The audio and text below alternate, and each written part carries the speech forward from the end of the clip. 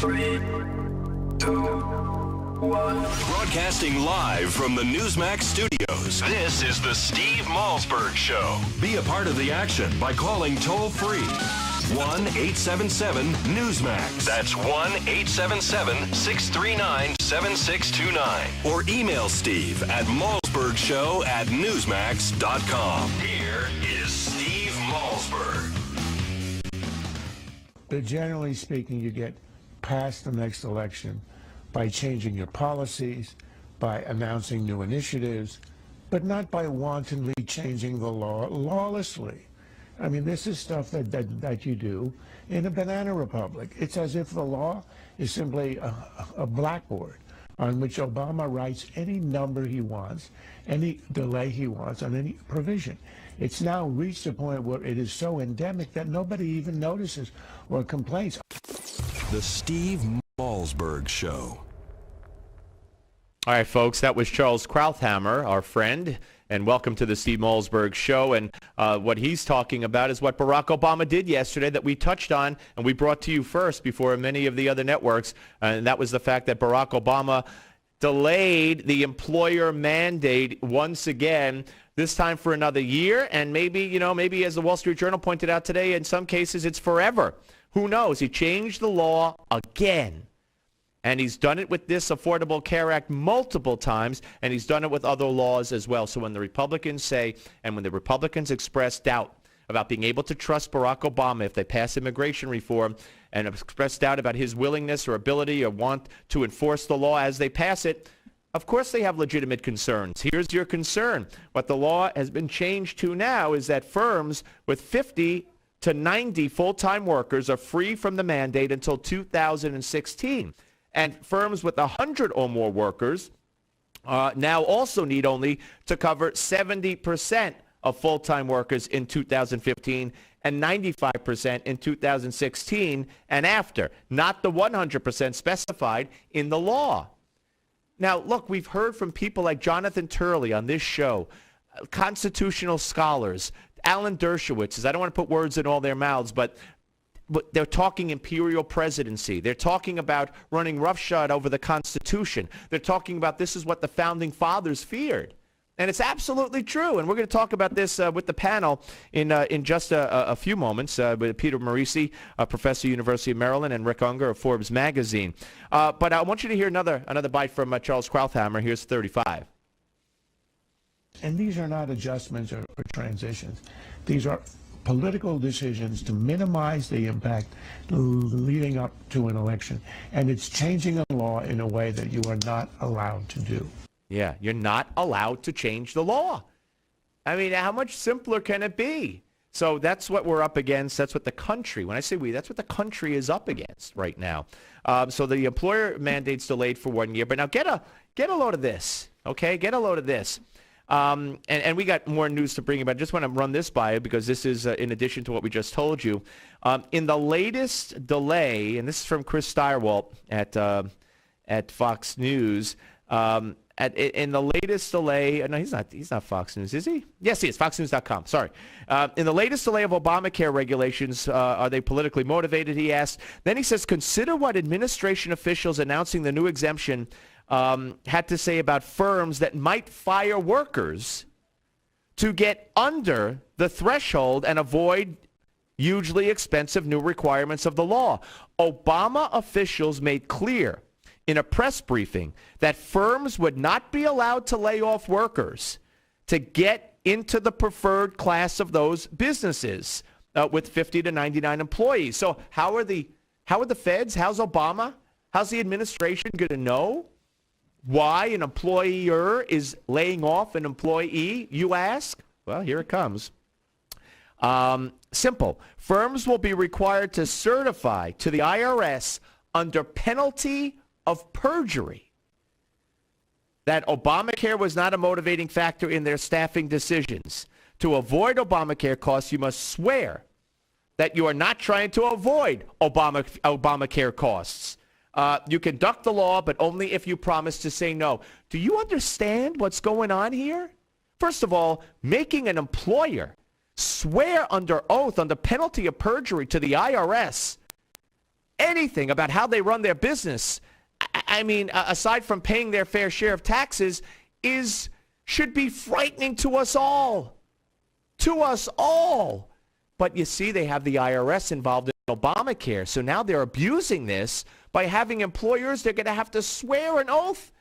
And they could go to jail if somebody decides they're lying. Now, why shouldn't a business be allowed? If I have, okay, let's see. If I have 100 workers and I want to avoid this and I fire one to get down to 99 to fit this, why should I be punished? Why should I be punished? And to avoid punishment, I'm going to have to lie under oath? What kind of banana republic are we heading into, as Charles Krauthammer so brilliantly put it? And I don't think the proper term, though, is banana republic anymore. I think we really have reason to be frightened, as Gerald Molen said, of this government. I really see that, because this is insanity, and there's other names for it. And I just hope Republicans stand up and put a stop to it. I hope Republicans have the guts to start telling the American public what's going on and saying, hey, you know what? You want to safeguard against a president running an imperial presidency? Give us back the Senate. And we will make sure that this president follows the law. And if he doesn't, he'll answer to the very Constitution that he's violating. That's how I see it. Oh, no. Hold your head. The Republican strategist's head just exploded. Oh, that would turn off independents, women. Nobody wants to hear that. Just concentrate on Obamacare and jobs and whatever. Nobody wants to hear anything, hateful about Obama. What, you kidding me?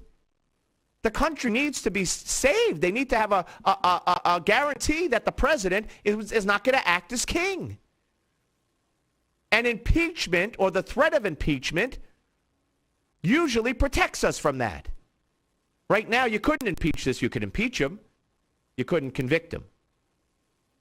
So I see nothing wrong running on a platform that we need to hold this president in line because he's constantly violating the law. Now you got to lie to the IRA. You own a small business, and if you want to save costs, you got to lie to the IRS. They make you go under oath. I think this is a huge, huge story. Now, the administration that's so, LGBT friendly, Blue Cross and Blue Shield of Louisiana, for instance, began notifying, it says begun. Oh, has begun. Okay. Notifying hundreds. I thought they know their grammar better than I do. Hundreds of residents in the state with HIV/AIDS that they are at risk of losing their plans obtained through Obamacare's exchanges. If they use funds from a program that provides financial aid to people with the disease to pay for the plans. Starting next month, payments received from the Ryan White program, the largest federally funded program for people with HIV and AIDS, will not be accepted by the insurance provider, according to Reuters. Yeah, folks, another thank you to Dr. Obama and all these people on the left saying this is so great because there are people now who have health care that never could get it before. Yeah. How many signed up for Obamacare? How many actually paid to have a policy? We don't know. We don't know. But that's okay. Raising the debt limit. How many Republicans have I asked on this show, senators, congressmen, are you going to try to get something out of the raising of the debt ceiling? And they all said yes. And then I said, well, how could you expect to get that when Obama has said, I'm not negotiating. So go demand whatever you want. Please close down the government. We could use the distraction. And yet they said, no, we'll get this, we'll get that. Well, the House will vote tomorrow on raising the U.S. debt limit without conditions. Speaker Boehner announcing that today, ignoring factions of his party that called for tying the raising of the debt ceiling to the funding of Obamacare and including military benefits for military retirees who lost some of those benefits in the budget deal. No, Boehner says we'll take an up or down vote. And that's what's going to happen. Now, you know, Democrats are going to go for it. And if Boehner's bringing it up, there's probably enough Republicans to go along with it also. So, Speaker Boehner capitulating, for better or for worse. But he definitely is capitulating. I want to talk to you about an issue here that's very serious. Christians who are among themselves, they're arming themselves to retaliate against Muslims, Muslim rebels, and this is taking place in the Central African Republic. Okay? There's fighting going on. We've had a Christian man lynched by a mob, reportedly in front of a CNN reporter. Okay? And Washington Post report. According to the Washington Post, Paulin Pumadel, 23, was confronted by a Muslim mob on a side street, pushed around before being thrown into a ditch, stabbed in the neck until he died. A group of peacekeepers ordered by the United Nations was stationed nearby, but was not made aware of the murder until the men brought the man's mutilated body past them in a wheelbarrow. The men dumped the body outside a Red Cross office. According to the Washington Post, the roughly 6,500 French and African soldiers in the area are being blamed for being unable to protect their community, as well as the nation's politicians whose government collapsed after a coup by Muslim rebels. Human rights activists and aid agencies claim that at least 9 other people were killed Sunday in and around where this Christian man died. This is par for the course. Par for the course. How much media attention do you think this is going to get or has gotten compared to Michael Sam, the first gay college football player who's coming out, or, you know, taking Vladimir Putin and the Russians to task for their anti-gay policies?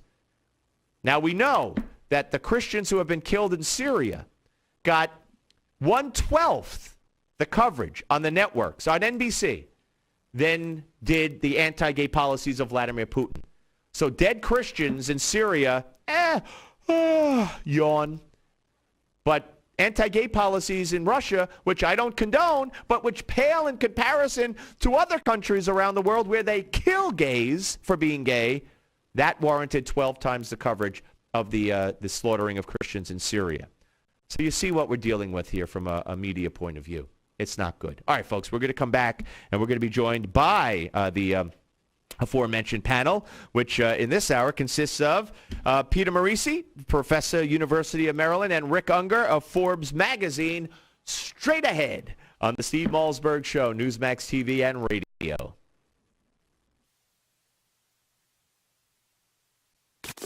The Steve Malzberg Show.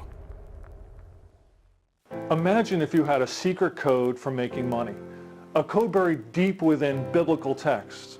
A code that certain investment titans have quietly exploited to amass billions. And what if this code could be used by you today to unlock vast amounts of wealth safely and ethically?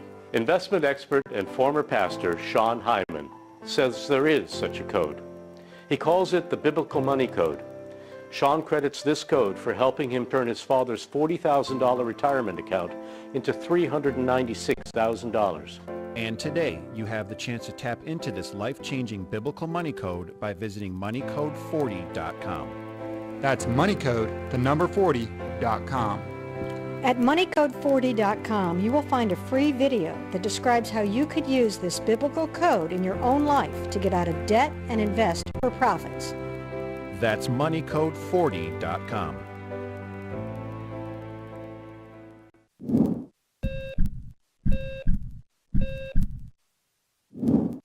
We're in the midst of an obesity epidemic, and I'm not surprised. The statistics on obesity mirror an increasing trend of eating out or ordering in. In fact, some people dine out every night, but eating in restaurants is one of the biggest enemies of your heart. When you're in a restaurant, you don't really know what you're getting, and the calorie counts of many restaurant dishes are astronomical. In fact, some single dishes contain more calories than we should eat in an entire day.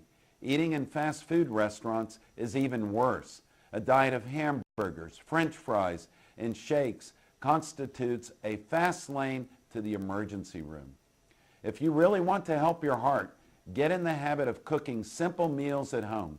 Here are 3 easy tips that will make your food taste better than even the best restaurant.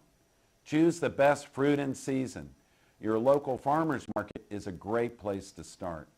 It will probably still cost less than that pie you were thinking of buying.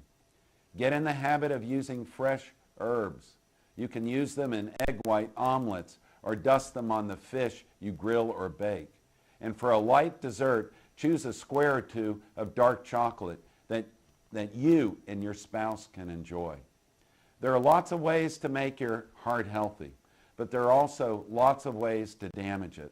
That's why I wrote Fix It, Dr. Crandall's 90-day program. In it, I'll tell you how to kickstart your metabolism every day, how to pick the best diet for you, how to stop hunger from sabotaging your diet, the 7 superfoods for your heart. I'm Dr. Chauncey Crandall, and thanks for watching this Heart Health Minute. He promised health care for everyone. But now, seniors are getting hit with more than $700 billion in Medicare cuts. Insurance costs are going up. Businesses say they can't afford Obamacare, so they'll pay big fines, and millions of employees could lose their health care. Plus, everyone pays hidden taxes and fees, as much as 40% on some health plans. But you can get the truth. Get the brand new book, The Obamacare Survival Guide. It's #1 on Amazon and a New York Times bestseller. Inside, you'll discover hundreds of loopholes, tips, and strategies to survive Obamacare now. Join the more than 250,000 people who've claimed their copy and get yours before it's too late. Go to Obamacare911.com. The Obamacare Survival Guide will give you hundreds of tips on how to save money and protect yourself. You can pick up your copy in bookstores for only $19.95 or have your copy rushed to your door for the internet-only price of just $4.95. Go to Obamacare911.com to claim your copy now.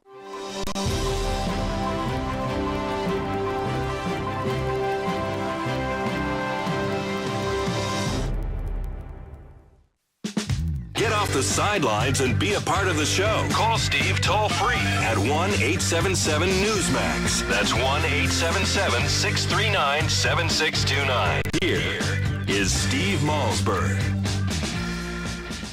All right, folks, we welcome you back, and we are joined by our panel here in the first hour. And we welcome in Peter Marisi, Professor, University of Maryland, the man with the bow tie. Although, of course, Peter, we do hold the distinction of having you on without the bow tie a couple of months ago.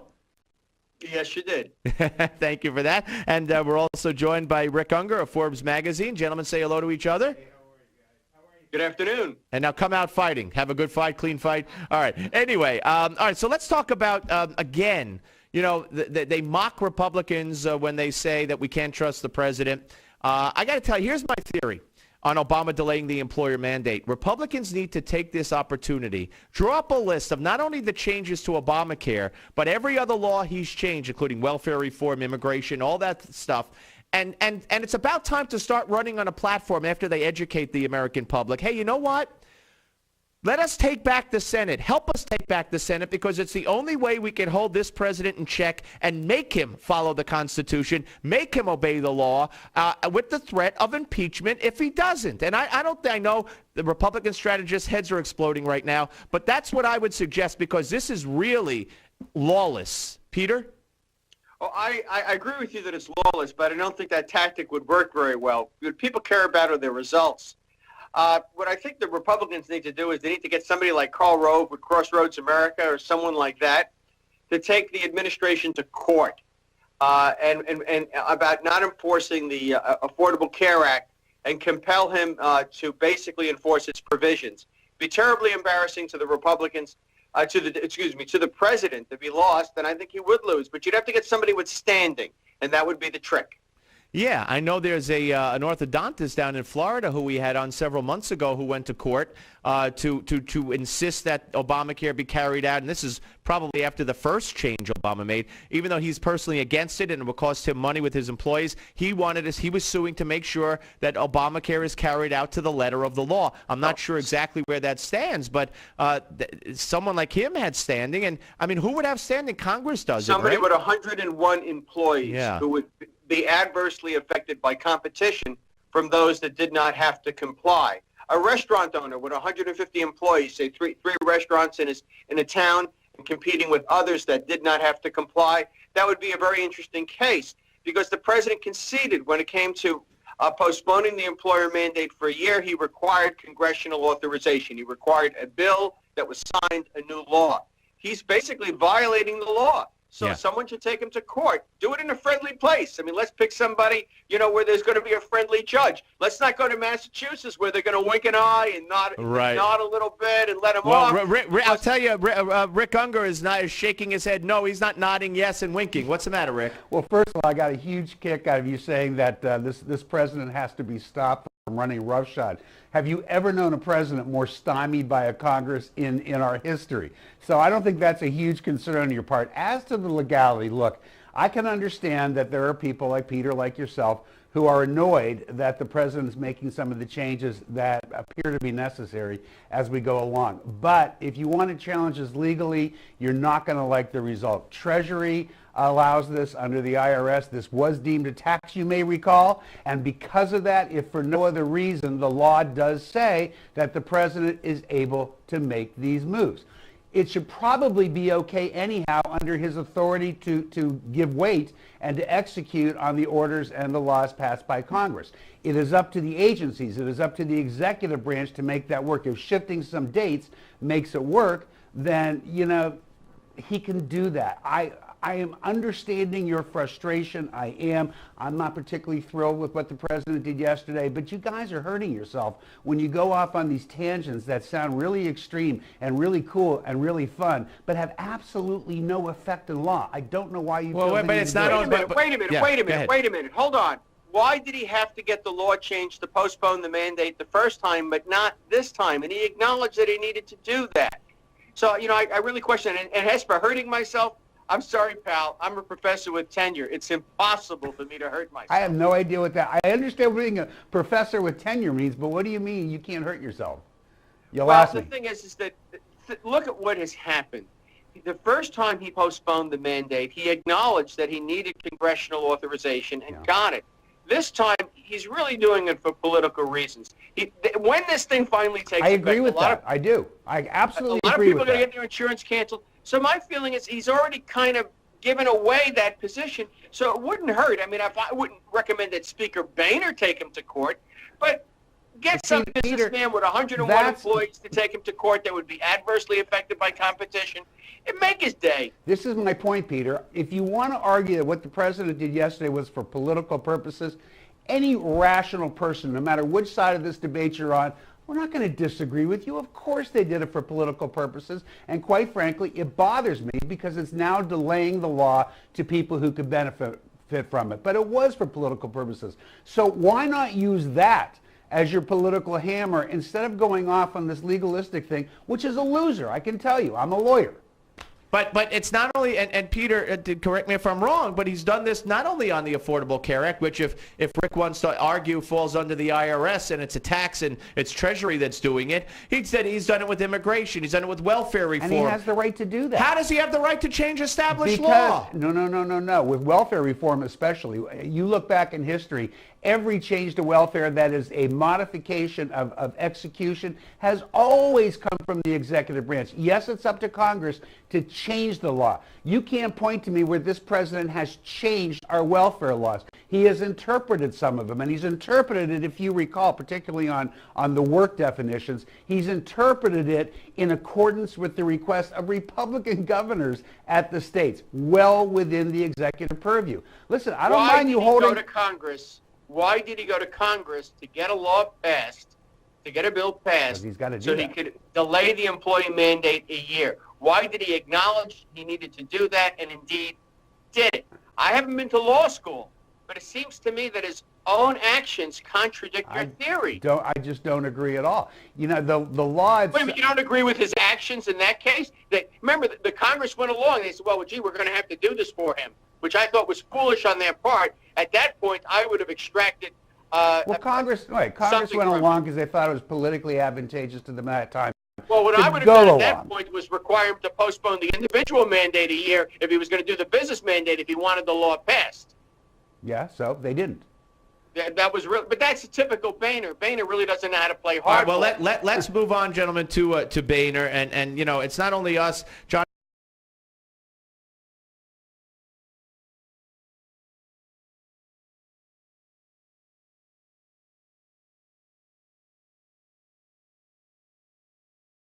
But I do want to move on to exactly what they're saying. I do want to move on to Boehner real quick here, and Boehner now is dropping conditions for a raise of the debt ceiling limit, and he's going to hold a vote up or down on a clean authorization to raise it tomorrow in the House. What do you think, Peter?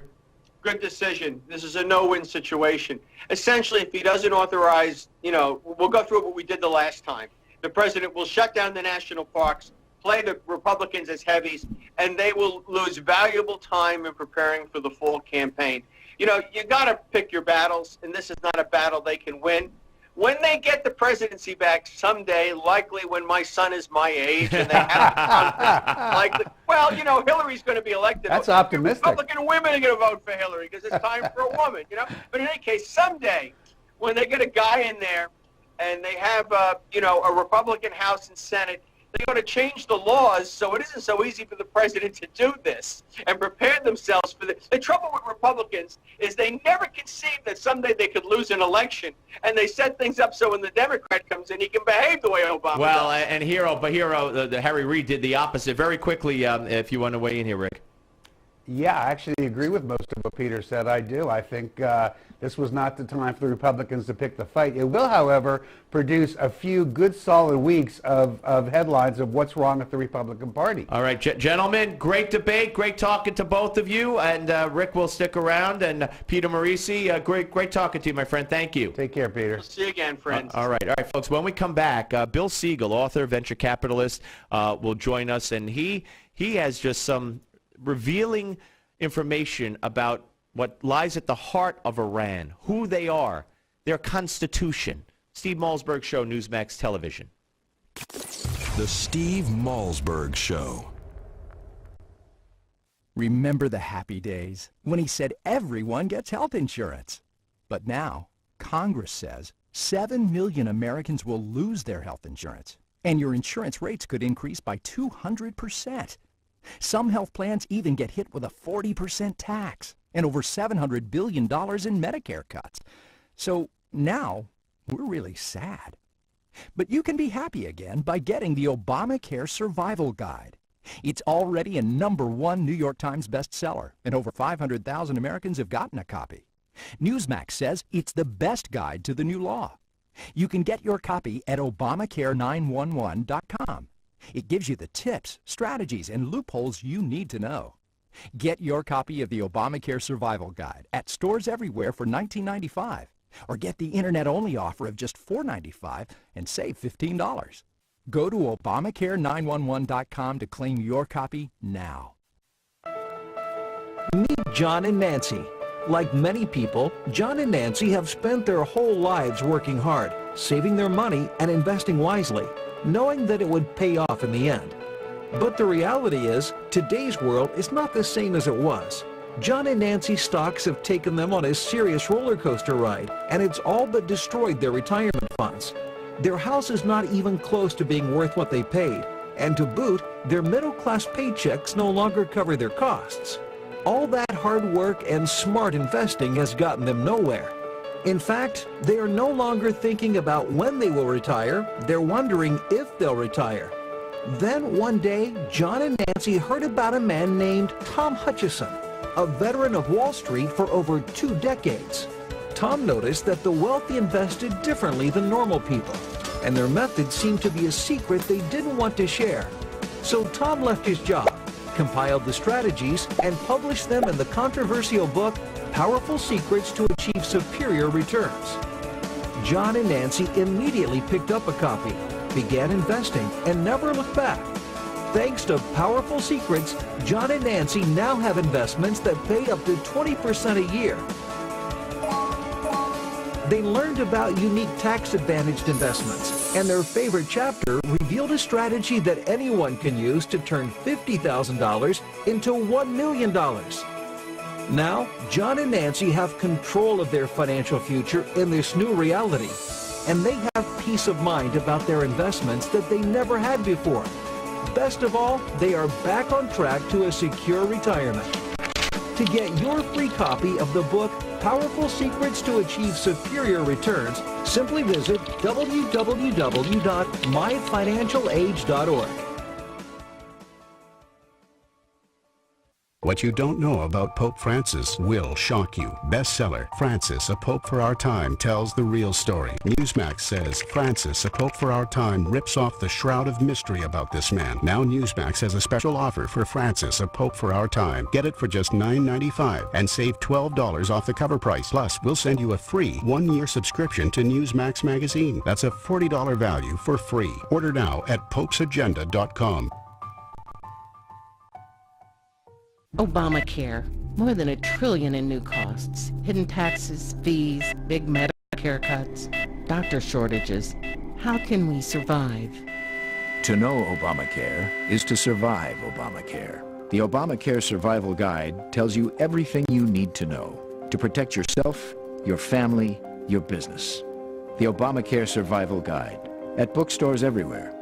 Special internet-only offer right now at Obamacare911.com.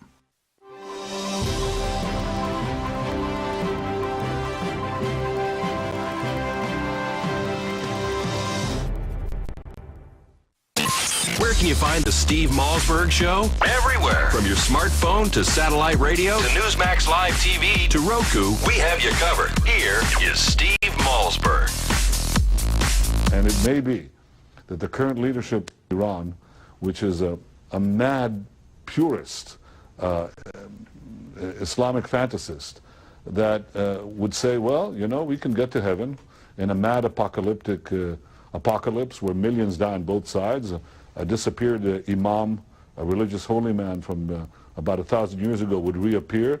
Millions would die on both sides, but the millions, the Islamic millions, would go to Islamic heaven with all the trimmings. And, you know, that's not a bad heaven for them. All right, folks, welcome back to the Steve Malzberg Show. I play that soundbite because I think that soundbite from Benjamin Netanyahu when he was between prime ministerships, if you will, of Israel. He was appearing on the Bill Maher show several years ago. I think that cuts to the core of what our next guest wrote about in a recent column for the Las Vegas Review-Journal and wrote about in his great book, The Control Factor, which I'm holding in my hand right here. We welcome in Bill Siegel. Hello, Bill. Hi, Steve. Thank you for having me. It's my pleasure, sir. Great to talk to you, and this is long overdue.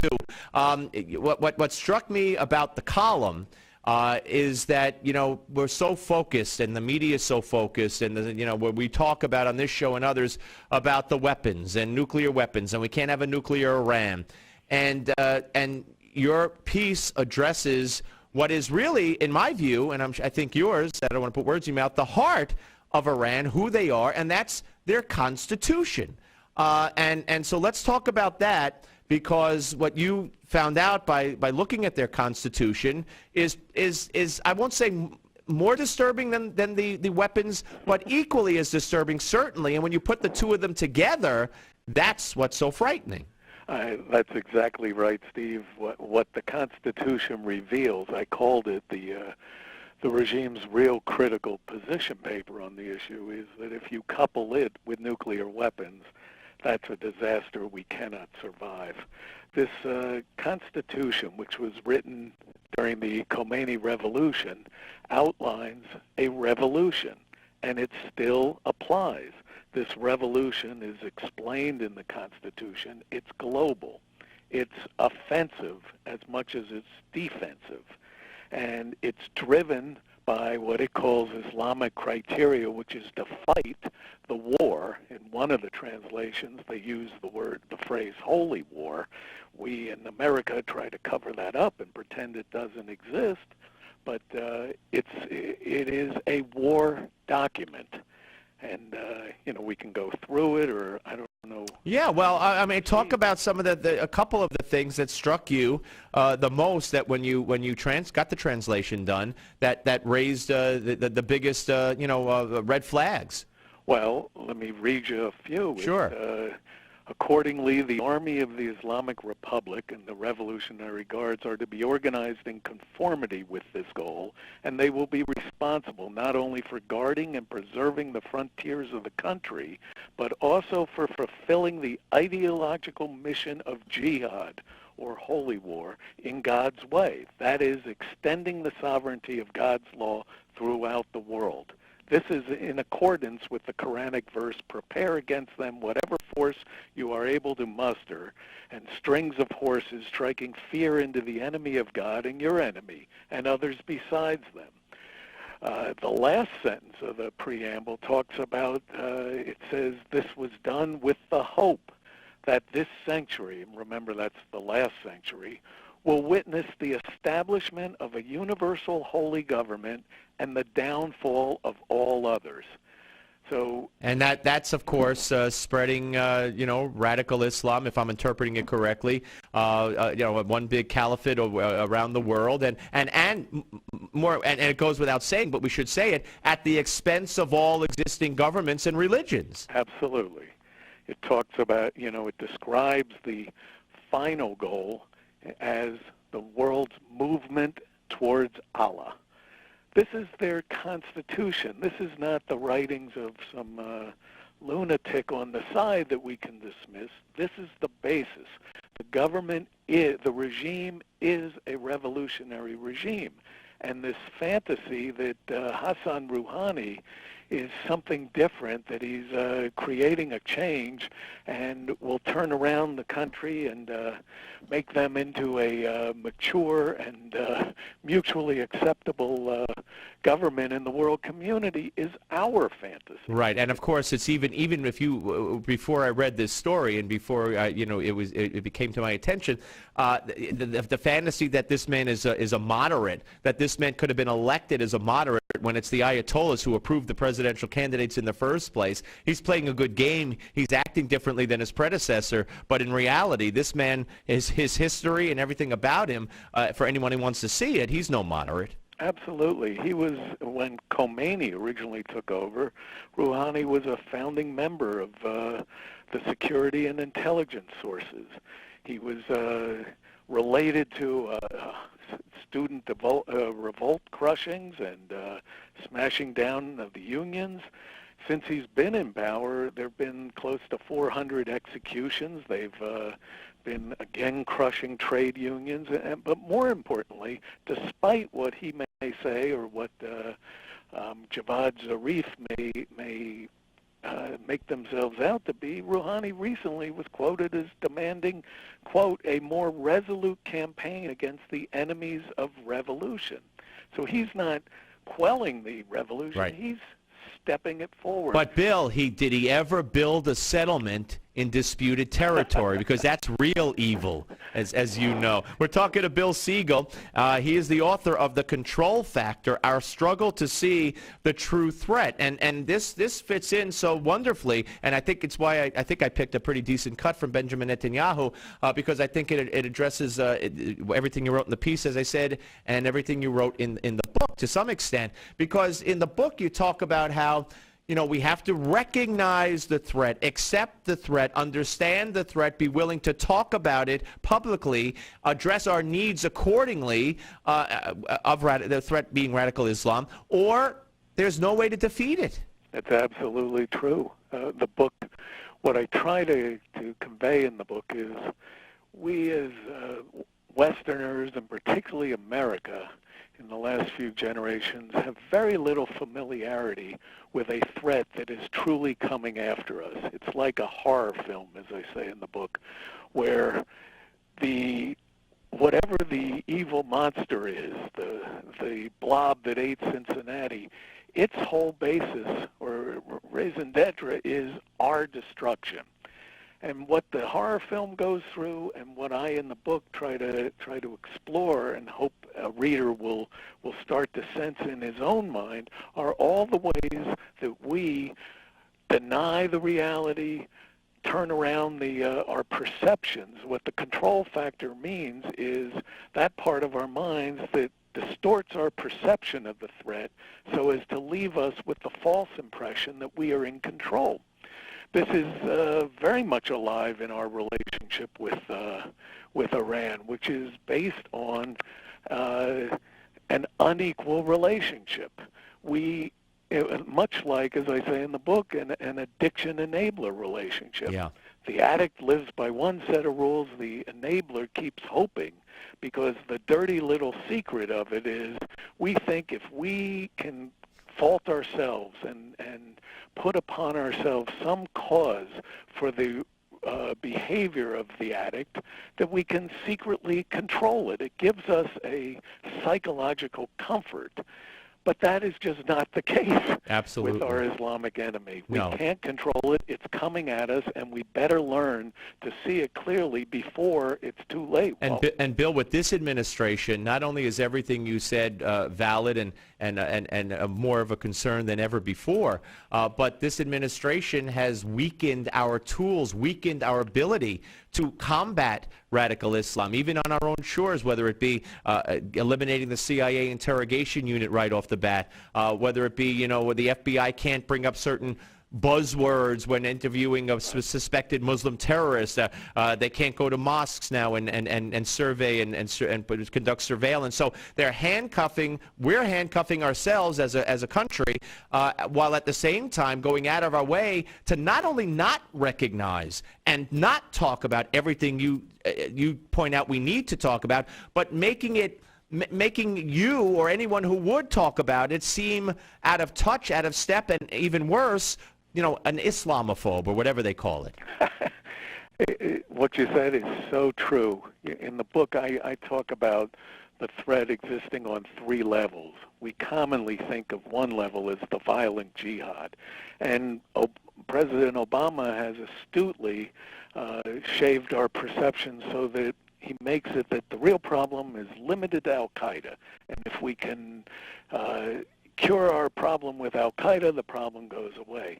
Well, the violent jihad is much bigger than al-Qaeda, but it's only one of the three levels. The second and more devious level, which encompasses much of what you just referred to, is, in the words of the Muslim Brotherhood, the civilization jihad. It's that effort which is so alive here and so enabled by the Obama administration and partly by the Bush administration, to infiltrate our society at all levels, to, in their own words, to sabotage and ultimately bring down our civilization by our own hands. Yeah.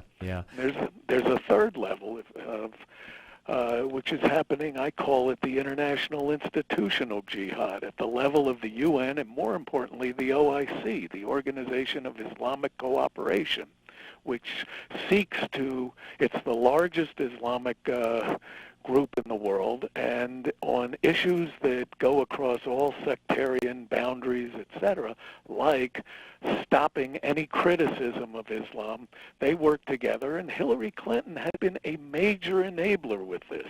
Yeah. That's the real dark story behind the video excuse for the Benghazi attacks, is Hillary was complying with the UN Resolution 1618 that she co-sponsored. The video excuse and all her actions of criticizing it and promising to prosecute are all required by Resolution 1618. And what that leads to eventually, maybe even, God forbid, in this country, is a crackdown on freedom of speech and freedom of thought. It's all for Bill. Great conversation and a great book. It's The Control Factor: Our Struggle to See the True Threat by Bill Siegel, ladies and gentlemen. I suggest you get it and educate yourself about what you need to know. And Bill, great to talk to you, sir. We'll speak to you soon. You too, Steve. Thanks very much. Thank you. Okay, folks, we hope to have Congressman Tim Yuleskamp when we return, so we're going to roll the dice like we do on live TV so often and hope we come up with a 7 right here on the Steve Malzberg Show on Newsmax Television. The Steve Malzberg Show. Meet Jim. Like many of us, Jim enjoys a busy life. Between work, family, and friends, his days zip along. And Jim has the energy to tackle almost anything. But lately, Jim's get up and go has literally taken on a new meaning. Jim's always put focus on a full night's sleep, but it seems like these days, He's up and down to go to the bathroom so many times he can barely wake up in the morning. His prostate concerns have him sad, tired, and worried. Activities that were once enjoyable now seem like a chore for Jim. His golf game is at the mercy of his bathroom schedule. Family outings are planned around it too. Jim even has difficulty going to the bathroom. He's tried so many prostate remedies he can't keep them straight. Nothing ever seems to help. Then Jim found out about Prostate Revive, the all-natural dietary supplement specifically formulated for men, targeted towards improving and sustaining normal prostate function. Prostate Revive includes 15 super ingredients never combined before, including saw palmetto extract, beta-cytosterol, pomegranate fruit extract, selenium, and other high-quality nutrients. These targeted and all-natural ingredients promote healthy urinary flow and optimal prostate health. And the best part is, Prostate Revive was developed by a renowned medical doctor. Dr. David Brownstein personally formulated Prostate Revive with one goal in mind, to promote a healthy prostate gland. Thanks to Prostate Revive, Jim's got his life back. He gets a full night's sleep every night, and his friends and his wife can't believe he's the same guy. He has his old energy back, and no one has to wait for him. He doesn't even think about his prostate concerns anymore. Visit MedicSelect.com to take back your nights and improve your quality of life with Prostate Revive. Learn about our risk-free trial offer at prostaterevive.com/Jim. Newsmax Magazine is proud to present a special tribute to our 40th president, Ronald Reagan. It's a very special documentary and commemorative issue of Newsmax Magazine celebrating the centennial of President Reagan's birth. First, here's a video clip from the award-winning documentary, Rendezvous with Destiny. We're in the midst of a springtime of hope for America. You ain't seen nothing yet. Impulses of an evil empire. Tear down this wall. I believe that together we can keep this rendezvous with destiny. In the next several minutes, you will learn things about President Ronald Reagan that you've never seen, heard, or read before. Welcome to today's special Newsmax event celebrating the life and legacy of President Reagan. During this historic presentation, we will commemorate President Reagan's storied life. We'll revisit his 2 terms in office and recollect his proudest achievements and greatest challenges. Ronald Reagan's life reads like a fairy tale of success stories. He was an accomplished athlete, an honored veteran, a famous actor, the governor of California, and of course, our nation's 40th president. He called himself a citizen politician and only entered politics when he warned government was gaining too much power. By then he was age 54, with a successful career behind him. Twice elected President of the United States, Ronald Wilson Reagan was a contradiction to some. Once a Democrat, then a Republican. A champion of smaller government whose own government grew. A fiscal conservative who failed to balance the budget. His critics mistook his affability for weakness, but behind the smile and the charm existed an extraordinary leader with unique skills and bold and revolutionary ideas. We only had time to share just a few of the top defining moments in Ronald Reagan's presidency, but you'll get to see them all in Rendezvous with Destiny. By the way, the president's close relationship with the Pope is especially fascinating. You'll also learn how dealing with an alcoholic father helped shape Reagan's ability to negotiate. And if you ever wondered what the leader of the free world likes to get for the holidays, well, you'll find that out as well. So let's review today in this free offer. We are sending you a copy of Ronald Reagan, Rendezvous with Destiny, and the collector's limited edition of our issue commemorating the 100th anniversary of President Reagan's birth. Right now, when you subscribe to Newsmax Magazine, you can own both the DVD and receive the special Reagan 100th Birthday Commemorative Edition. That's $25 in bonus gifts when you subscribe. Go to newsmax.com/Reagan13 to subscribe today. Join the millions who read Newsmax Magazine every month.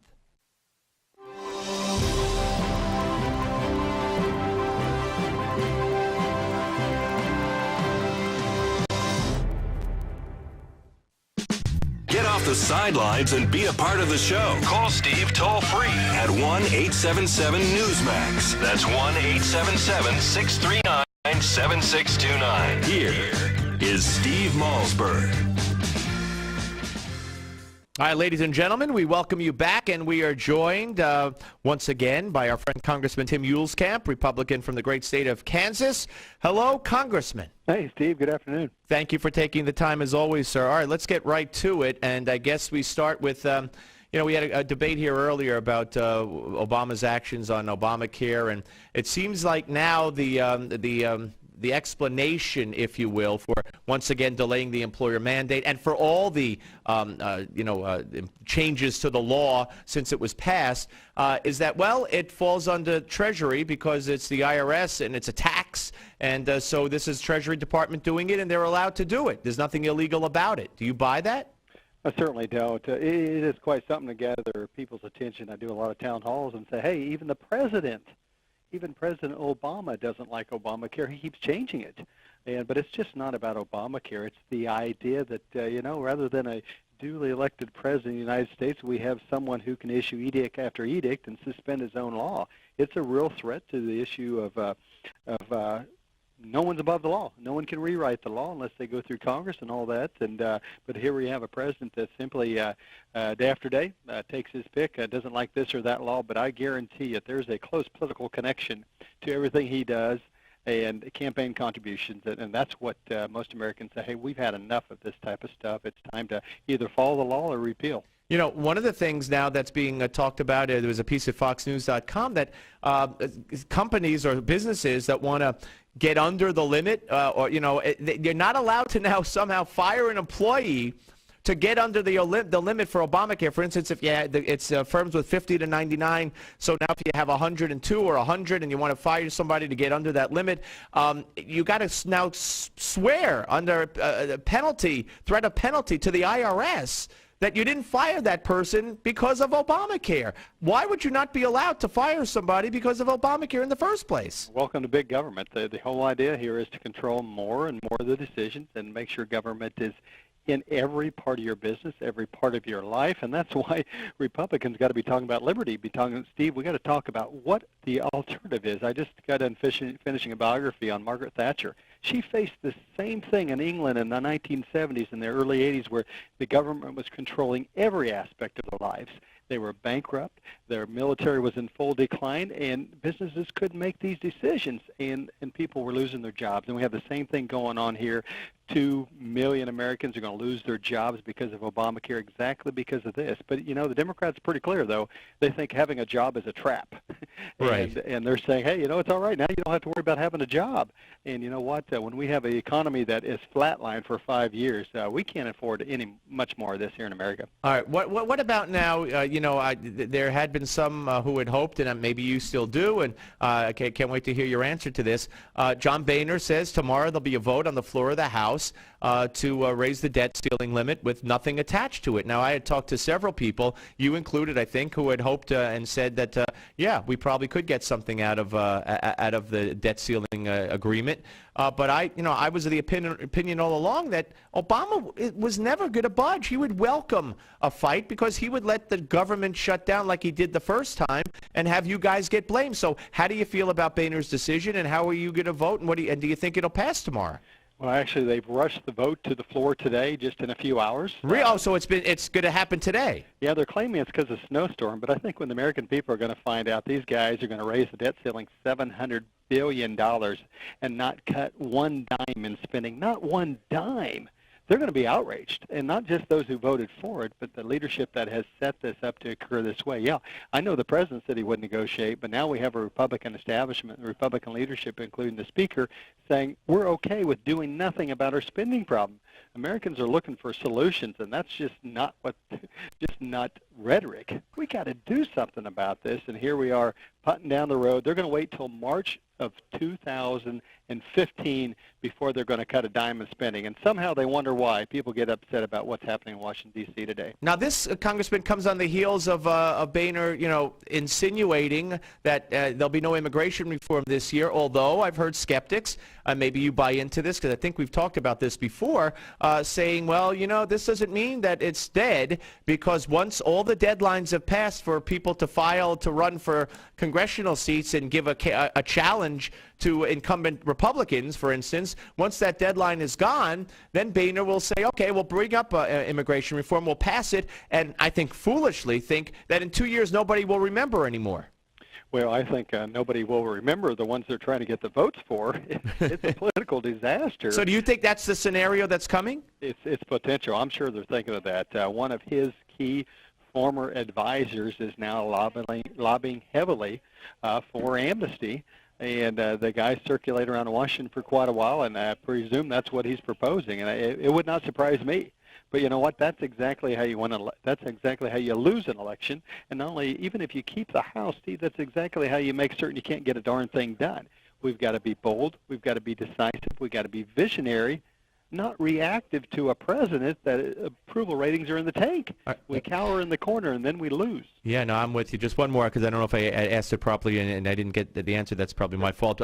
So when this comes to the floor, I mean, this is going to pass mostly today with Democrat votes, and how many Republicans do you think will be on board with this?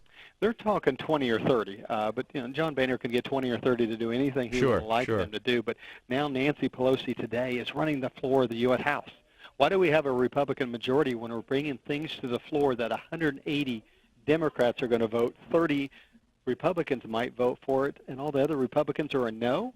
What exactly did we get with a majority when we're turning over the floor of the House? I know the Speaker has said this gets the monkey off the back of Washington and his fellow Republicans, but my gosh, it puts another $700 billion gorilla on the backs of our children and grandchildren in new debt. It's totally unacceptable, but it's totally what people have come to expect, even of a Republican majority in Washington. Congressman, thank you, sir, as always, for your time, and stay safe in the snow. Will do. Thank you. Take care. Congressman Tim Yuleskamp, ladies and gentlemen, here on the Steve Malzberg Show. Nancy Pelosi is now running the floor of the House.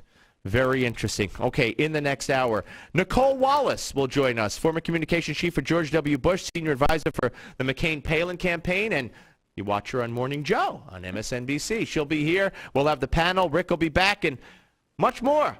Newsmax TV. The Steve Malzberg Show. Meet John and Nancy. They've spent their lives working hard and saving money, knowing that it would pay off in the end. But unfortunately, all that hard work and smart investing has gotten them nowhere. Then one day, John and Nancy picked up a free copy of Powerful Secrets to Achieve Superior Returns. This book revealed 24 little-known investments that put them back on track to a happy and secure retirement.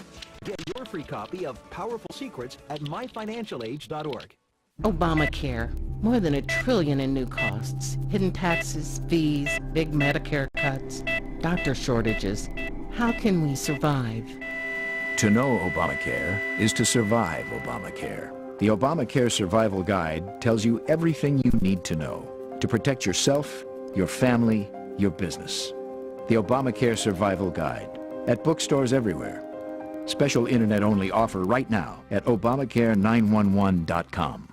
Attention seniors and baby boomers. A new website has been created just for you. MyBenefits211.com. At MyBenefits211.com, we reveal a weird trick that could help you add $152,000 to your Social Security payouts. For example, did you know how you file for Social Security can dramatically change the amount of money you collect? One simple step could add up to $1,000 to your monthly payouts. And other strategies we found reveal 33 ways for big savings on your health care. At MyBenefits211.com, you will also discover how you could save up to 50% on your groceries, along with 49 other ways to save as much as $50,000 starting today. Newsmax says MyBenefits211.com is a critical resource for anyone over the age of 50. So go to MyBenefits211.com now to find out how you could add extra money to your Social Security checks. That's MyBenefits211.com. MyBenefits211.com.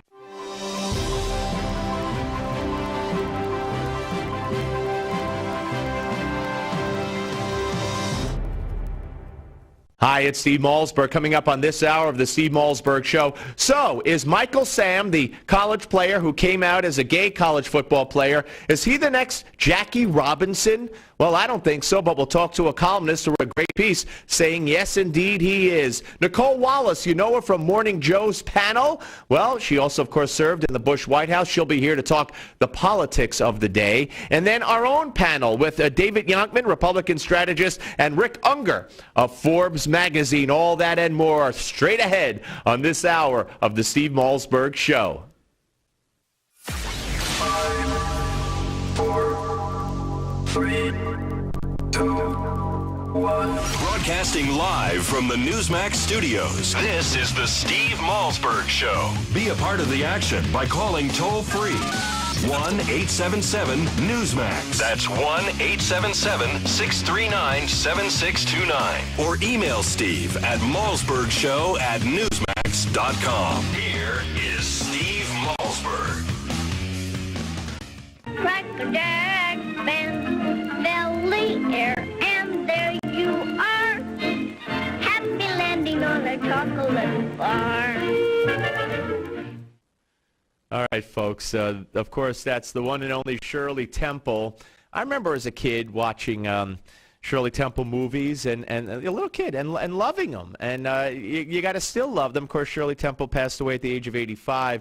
It was announced today. We are joined once again by Rick Unger, Forbes magazine, who brought in here to talk about a few things before we get to our guest, Nicole Wallace, including Shirley Temple. Now, you know, I remember her as the entertainer. She later went on, of course, I know her as the ambassador, United Nations affiliated ambassador and all that. And, you know, she was very politically oriented throughout her life. And Shirley Temple Black is how she came to be known and passed away as. But, Rick, you know, she was more than just a little cute girl starring in the movies, probably the biggest movie star in the world when she was that age.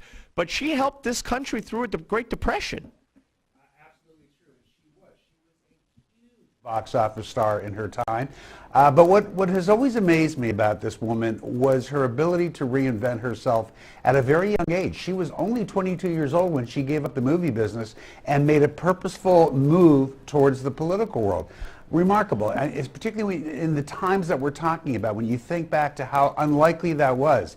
You've truly got to admire this woman for the abilities that she had and what she did in her life. And I think it was FDR who said that, who credited her for helping the country survive and get through those terrible times. Well, it's the power of movies. And, you know, people like to criticize movies in Hollywood a great deal, but I got to tell you, we've always been, you know, as you know, Steve, I came from that world, and we were always fascinated how our business, the movie business, and quite frankly, the tavern business, the liquor business, always did better in difficult times because the country's always looking for a release and something to kind of give it a little boost up during tough economic times. Shirley Temple, you know, reigned in those years of the Depression and really did. Franklin Roosevelt was correct. She did a great deal to lift the spirits of her country. Yeah, no, she absolutely did. All right, we're going to be rejoined by Rick Unger with the panel later in the hour when we are joined by also David Yonkman, Republican strategist. But right now, I will say hello to our guest who I've been trying to get a hold of for a while, and it's because, you know, you ever have a piece of paper and you lose it? I lost it. And then one day there it was, and I said, oh my goodness. Let's say hello to Nicole Wallace, former communications chief for George W. Bush, senior advisor for the McCain-Palin campaign. And you see her on MSNBC, on Morning Joe. Hello, Nicole. Well, that lost piece of paper is the story of my life. If I could find every piece of paper I ever lost, I think I could, you know, rule the universe. Well, let me show. Let me. I shouldn't do this, but let me show the world right now. Keep the camera on me because I'm going to show the world. This is my wallet. And actually, this is my wallet. See the rubber bands? That's my wallet. So I am so organized. You can't see it, but it's a bunch of stuff held together by a rubber band. And even when I go to get my hair cut, the girl always says, do you need another wallet? And she pulls out a rubber band. Well, do you know why this happened? This happened because everybody wants to give you a card. You go to a bookstore and they want to give you a card for free. You go to the grocery store, and this was the beginning of the end for me. Everybody wanted to give me a card to shop at. Well, that's because you're married, of course, but you're so beautiful that everybody wants to give you a card. No, it has nothing to do with that. I just buy a lot of diapers, a lot of detergent, and a lot of books. Oh, okay, gotcha. I can't picture you in the supermarket buying diapers and detergent, but I guess everybody does. Oh my God, come to my neighborhood. That's where I am every night around 11 when I realize I only have one left. So. Well, let's talk a little bit about what's going on here, and let's talk about the latest moves here that really are dominating the news today, and one has to deal, of course, with John Boehner saying he's capitulating. I just had Tim Yuleskamp on right before you in the previous hour, and he's really ticked off. He said that Nancy Pelosi is running the floor of the House. He figures maybe 20 Republicans will vote today on that clean debt ceiling bill, and the rest will vote against it, and he's ticked off.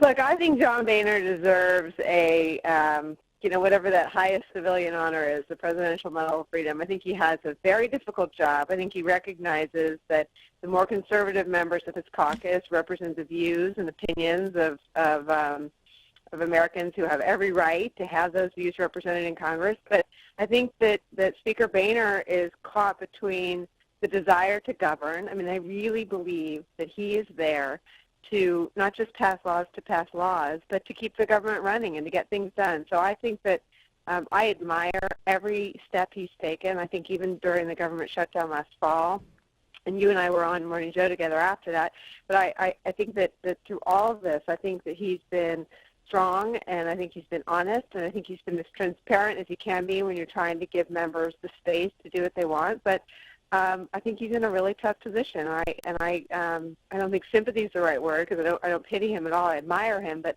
I have a lot of empathy with what he's wrestling with. I know what you could do. You could maybe send him your card. Exactly.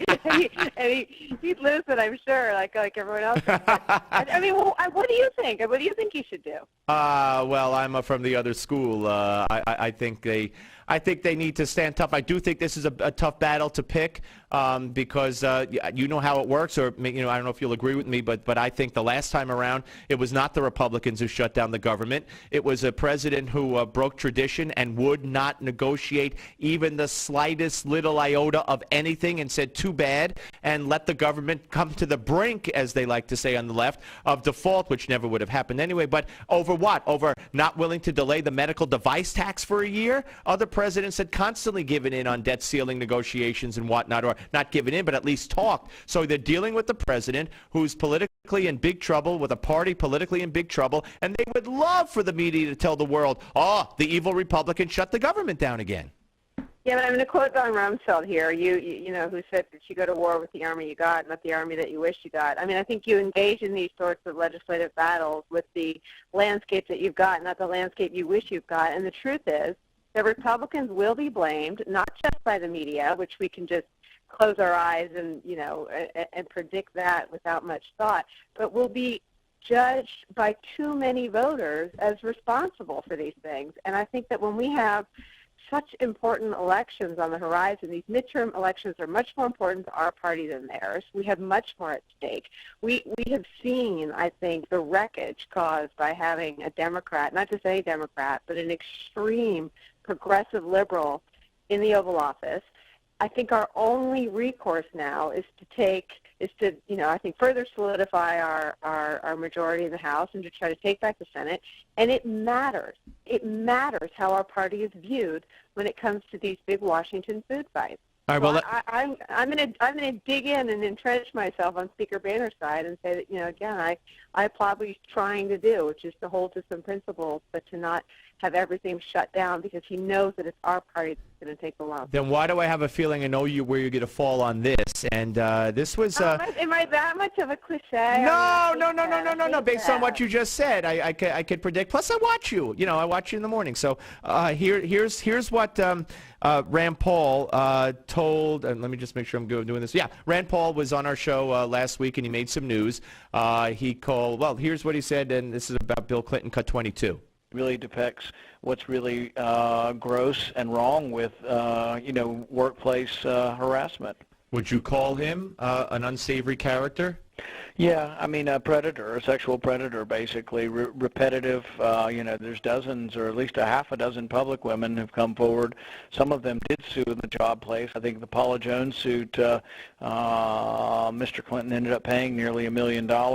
And it started when I complimented him for bringing up the hypocrisy. If you recall, what was the Republican convention called back in 2012? A convention of rapists, some on the left called them, because of the fact that, no, really, because of that one remark by one congressman who apologized, the war on women. And then a couple of weeks later, they bowed down to Bill Clinton, who was accused of everything you could imagine when it came to women, and the hypocrisy is just, unbelievable. So Paul brought it up, and now, he's taking some heat for continuing this. Do you think he should shut up?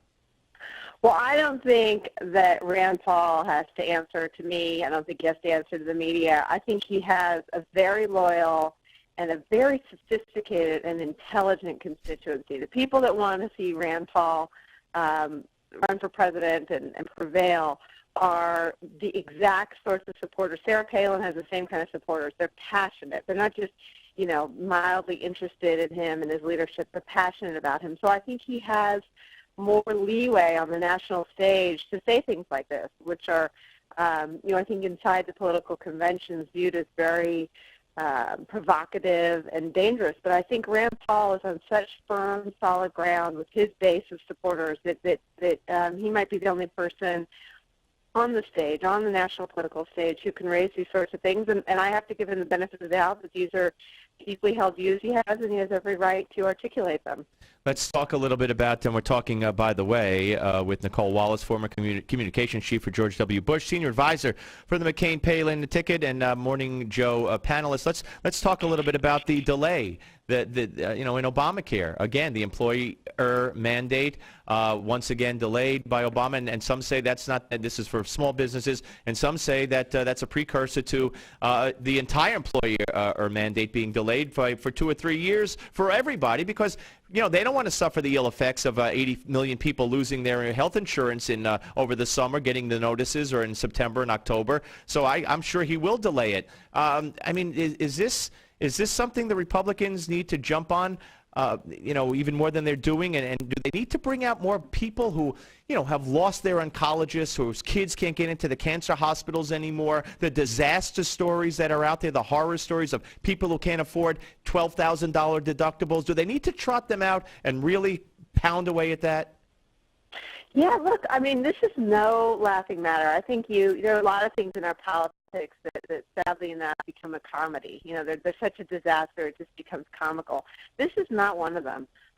People's health care, and I think most people with kids would say that their children's health care, if something happens to your kid gets sick, you want to be able to have access to all the best doctors, all the best tests. And it's not just a matter of your access and your coverage becoming worse, which is what's happening. It's a matter of uncertainty. And there's nothing more terrifying than uncertainty when it comes to your family's health care. And that's what this law has done.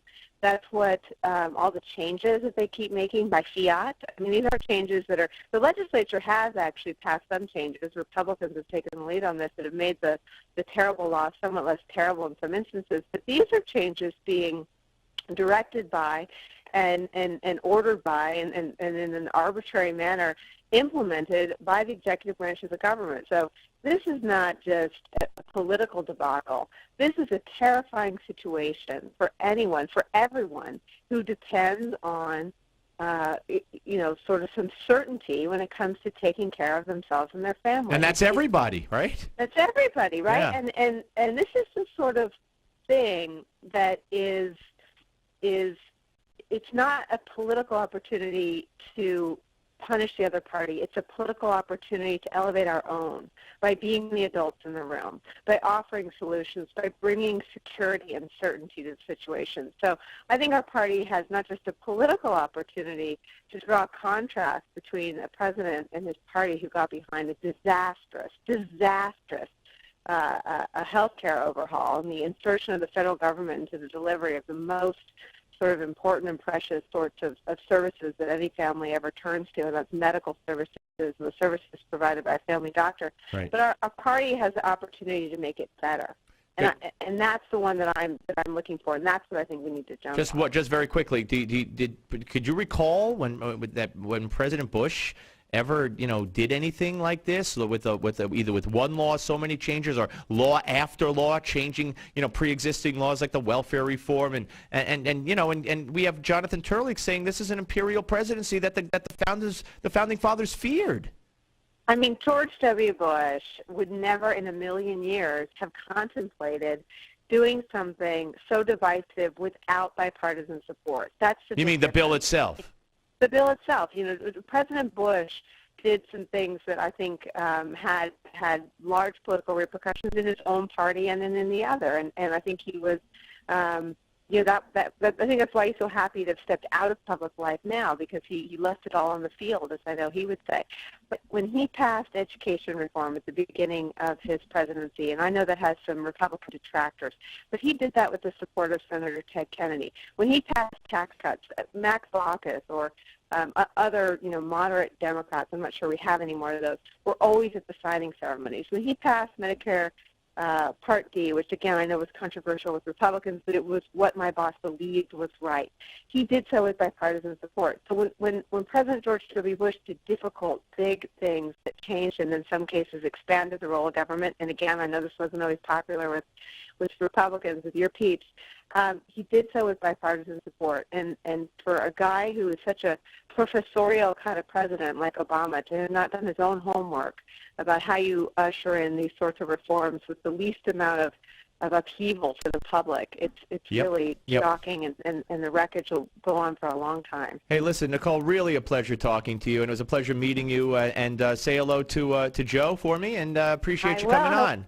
I hope you're back soon. Thank you so much for having me. Thank you very much. My pleasure. That's Nicole Wallace, ladies and gentlemen, former communications chief for George W. Bush. I love the way she says George W. Bush. Even though we know who she's talking about, it's just I don't know her well enough to know if that's how she always does it out of respect, but I have a feeling that's it.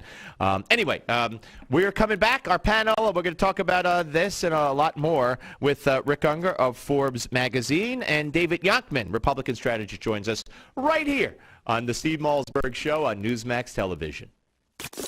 The Steve Malzberg Show. Imagine if you had a secret code for making money, a code buried deep within biblical texts.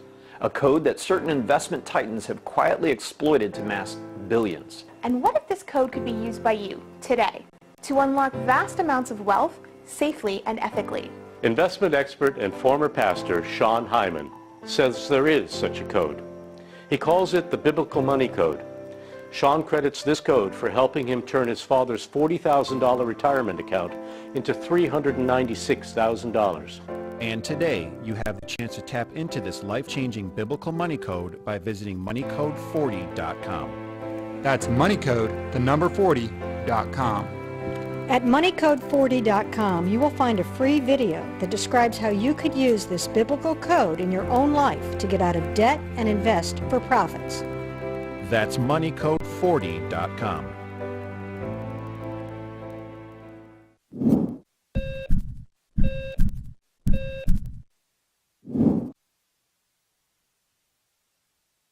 Heart disease is the biggest killer disease in America, and this doesn't surprise me. We are addicted to starches, sugars, fatty meats, and salt. People who live in countries with little heart disease eat very differently.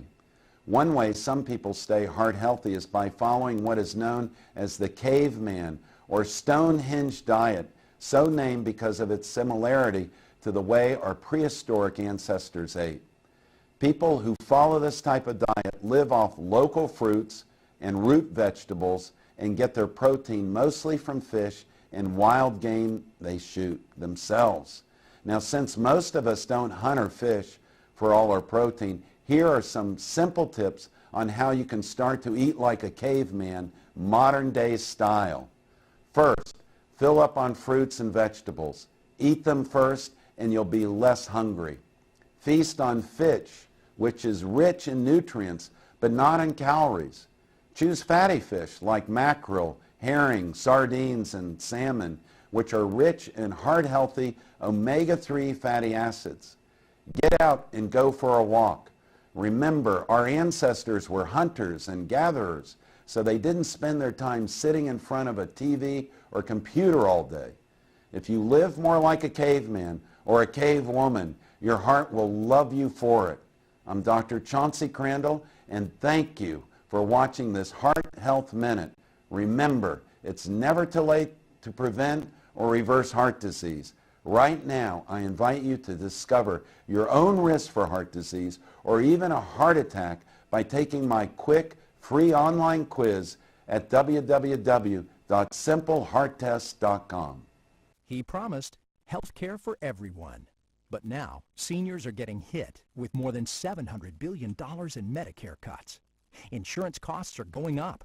Businesses say they can't afford Obamacare, so they'll pay big fines, and millions of employees could lose their health care. Plus, everyone pays hidden taxes and fees, as much as 40% on some health plans.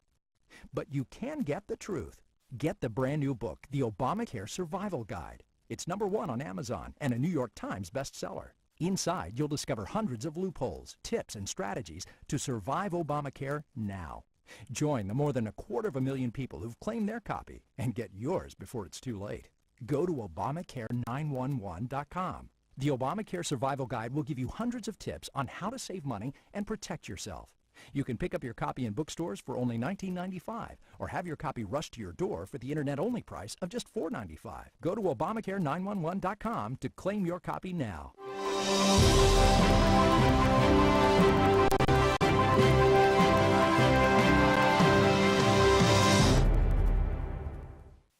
Breaking news and breaking hearts. Aww. This is the Steve Malzberg Show.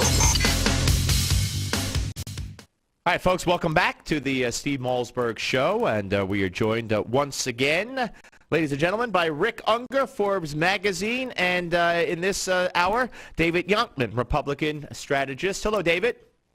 Hey, Steve. Great to talk to you again. It's been a while. Yes, great to talk to you. Say hello to Rick.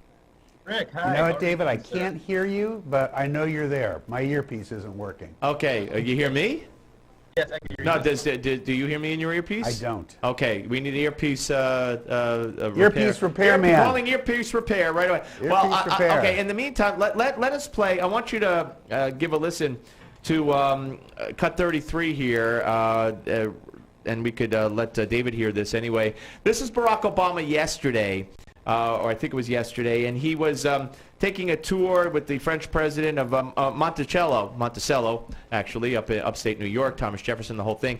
And he broke protocol by walking outside where he was supposed to be. Here's how it sounded. Here's Cut 33. President Obama today remarked about how presidents can do whatever they want. Different context. He and French President Francois Hollande were touring Monticello, the mountaintop home of Thomas Jefferson. The president wanted to walk out and break protocol by looking at the landscape.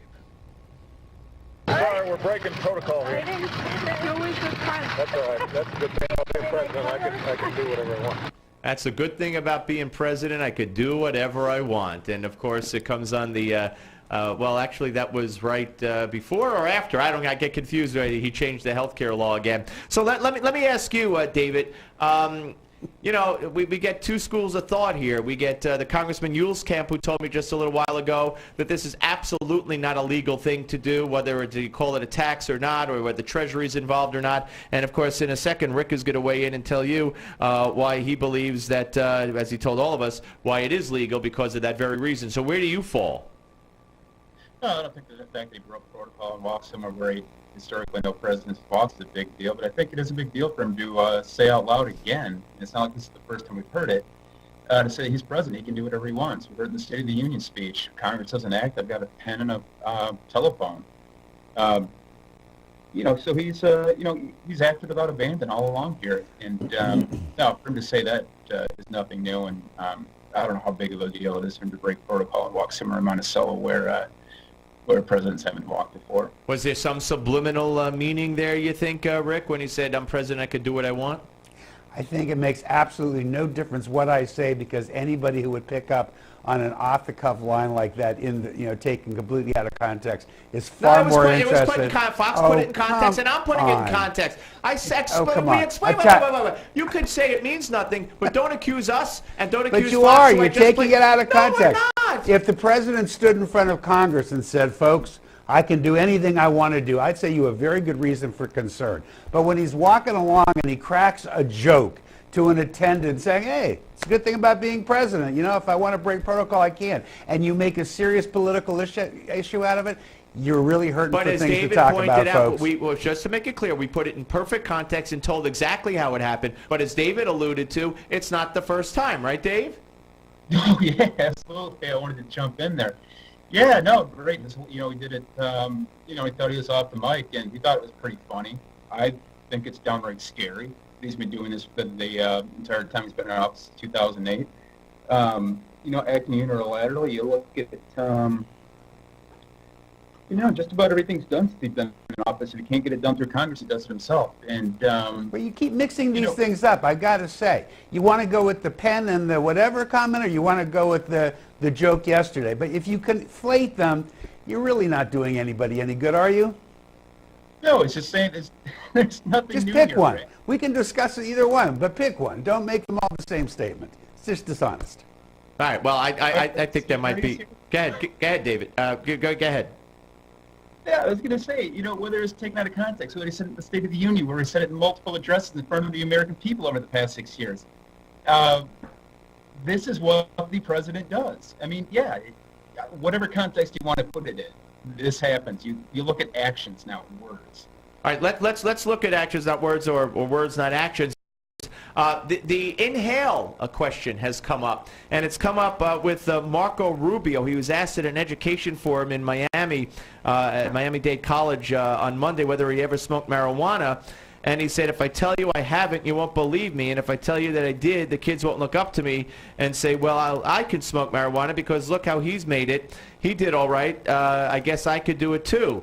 So I don't know what his answer is. That's kind of an ambiguous answer. He does have a point there. Unlike Barack Obama, and I've always felt this. You know, when Magic Johnson got AIDS, okay, and HIV, there was this mixed message. No, but there was this mixed message. I don't know how he got it, and I don't care. But, you know, going around to kids and showing them that, look, it doesn't matter because I'm still playing basketball. Well, it does matter. And high-risk behavior that leads to HIV should be frowned upon, not, you know, and not brushed over and saying, look, Magic Johnson could do it, so I could get AIDS and I could do it. And then Obama writes in his book what a pothead he was, and he's president of the United States. That's a terrible example. So, Rick, do you give Rubio credit for hemming and hawing, or should he?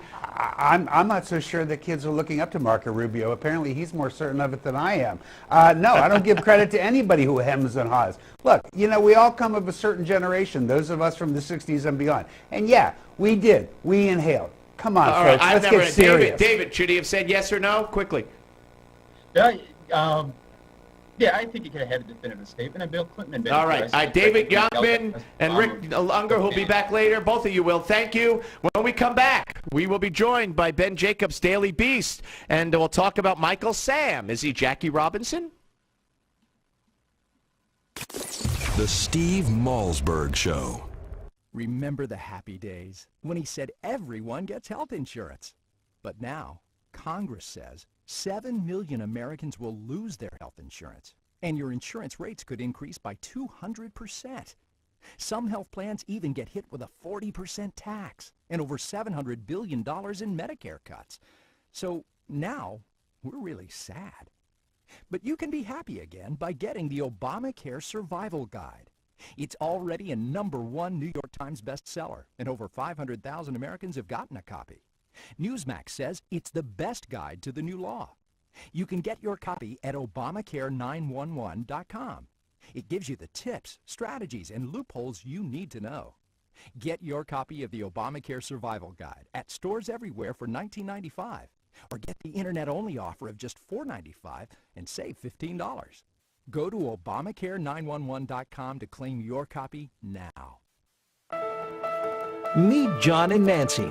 Like many people, John and Nancy have spent their whole lives working hard, saving their money and investing wisely, knowing that it would pay off in the end. But the reality is, today's world is not the same as it was. John and Nancy's stocks have taken them on a serious roller coaster ride, and it's all but destroyed their retirement funds. Their house is not even close to being worth what they paid, and to boot, their middle-class paychecks no longer cover their costs. All that hard work and smart investing has gotten them nowhere. In fact, they are no longer thinking about when they will retire, they're wondering if they'll retire. Then one day, John and Nancy heard about a man named Tom Hutchison, a veteran of Wall Street for over 2 decades. Tom noticed that the wealthy invested differently than normal people, and their methods seemed to be a secret they didn't want to share. So Tom left his job, compiled the strategies, and published them in the controversial book, Powerful Secrets to Achieve Superior Returns. John and Nancy immediately picked up a copy, began investing, and never looked back. Thanks to Powerful Secrets, John and Nancy now have investments that pay up to 20% a year.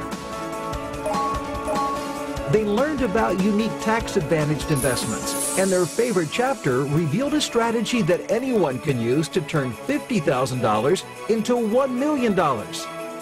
Now, John and Nancy have control of their financial future in this new reality, and they have peace of mind about their investments that they never had before. Best of all, they are back on track to a secure retirement. To get your free copy of the book, Powerful Secrets to Achieve Superior Returns, simply visit www.myfinancialage.org.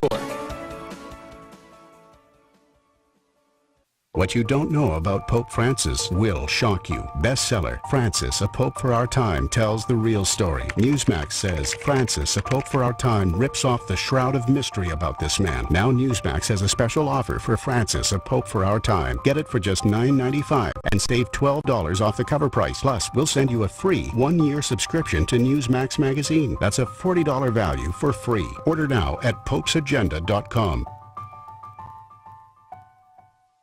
Obamacare. More than $1 trillion in new costs. Hidden taxes, fees, big Medicare cuts, doctor shortages.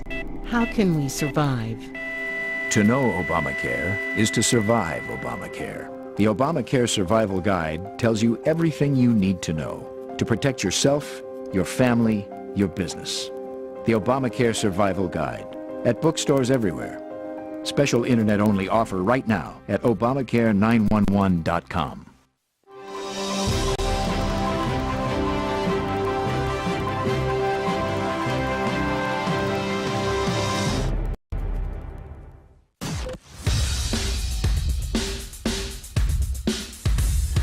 This is not your typical Screamfest talk show. No. This is the next generation of talk radio. Here is Steve Malzberg. I'm Michael Sam. I'm a football player, and I'm gay. Is this a huge deal? I understand that it is, but my purpose and focus right now is playing football. All right, folks. Michael Sam, of course, coming out over the weekend as a gay college football player who will enter the NFL draft in April, and joining us now to talk about I don't want to say firestorm, but it's been a firestorm of media coverage, certainly, that this has created, is Ben Jacobs, reporter for the Daily Beast, who has written a column on this. Hello, Ben. Hi, Steve. Good to talk to you. My pleasure. All right, so the Daily Beast, and I read your column, and I don't see much mention specifically of a comparison to Jackie Robinson, but so I just want to ask you off the top before we get into the discussion. The Daily Beast said that Michael Sam is the NFL's gay Jackie Robinson. Do you buy into that? Well, yeah, that's the headline, that he's the first openly gay professional athlete in a major sport. That there's no Jackie Robinson was the first African American to integrate Major League Baseball. But no, I understand that. But do you draw an analogy? Do you see in any way, shape, or form that he is Michael Sam is the equivalent in any way of Jackie Robinson? Certainly, there are analogies that can be made to Jackie Robinson. How so? Very isn't precise in terms of the fact that he, provided he gets drafted and takes the field, will be the first openly gay professional athlete in a major sport in the United States of America. That, there have been plenty of closeted gay athletes before who've had varying mixed experiences in locker rooms. That, for example, there are stories about Vince Lombardi being a very tolerant coach, but Tommy Lasorda being less than tolerant. But it's, I think, in terms of the role as gay and lesbians play in the in sort of the movement for, gay and lesbian rights in the United States, that it's an important landmark. It's certainly, different than Jackie Robinson, but it has certain analogies that he's going to be. Well, to me, with all due respect, Ben, I mean, to me, when Rosie O'Donnell, who's pretty much a billionaire and could do anything she wants, at the time she couldn't get married, calls herself the gay Rosa Parks, it diminishes the heck out of it. When Jesse Jackson says that the Trayvon Martin is Emmett Till, a kid who was wrestled from his bed in the middle of the night by racists and given a horrific death and dumped in the river, it diminishes what happened to Emmett Till and what Jackie Robinson went through. I mean, the on-the-field violence, getting hit with the pitches and all, the verbal abuse, the staying in different restaurants, the drinking from different fountains. I mean, go on and on and on and on and on.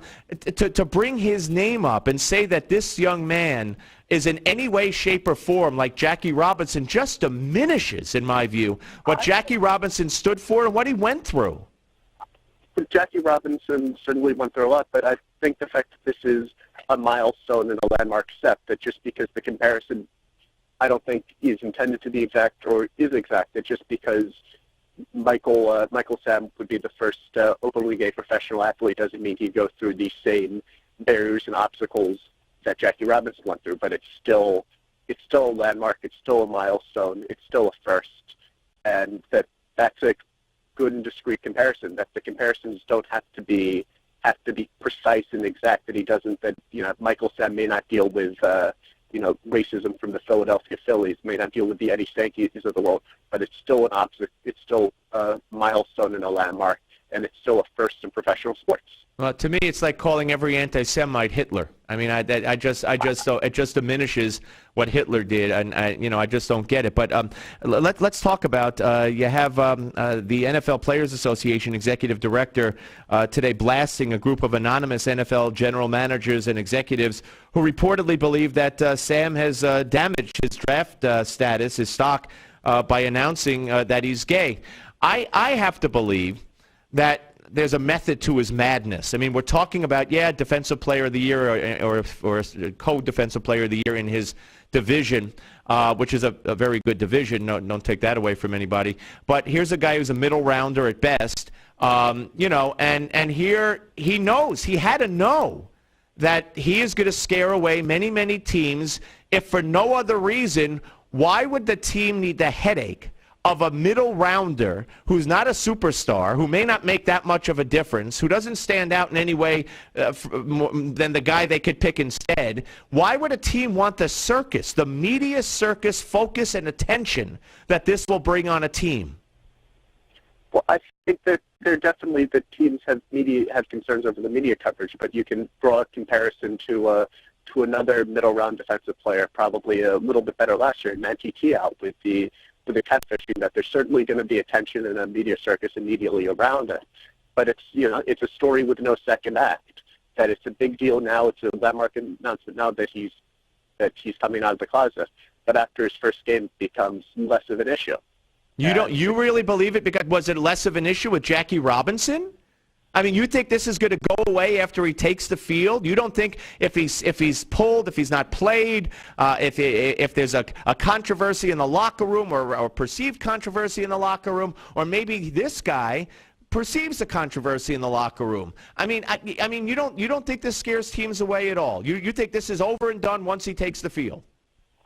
I think once he takes the field, that I think it creates issues with the draft. But once he takes the field, that this is someone who was a leader of the locker room in Missouri and had very good, came with the support of his coach, of his teammates at Missouri.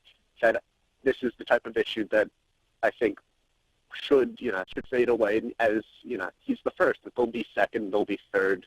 That for what a big deal Jackie Robinson went through. That then you had Larry Doby, then you had Hank Thompson, then you had Monty Irwin. But you're going back to Jackie Robinson. Let me tell you something. This guy announced to his college teammates that he was gay, and he suffered absolutely no ill effects. None. Zero, zilch, zippo, according to him. So, I mean, again, this Jackie Robinson in the same breath as this kid is abhorrent. I I think that that's going to, or that there's certainly that this is a courageous step to take in terms of being a path placer and professional athletes. That there's certainly significant difference between what gay and lesbian Americans are going. What are they going through? What are gay and lesbian Americans going through? Marriage?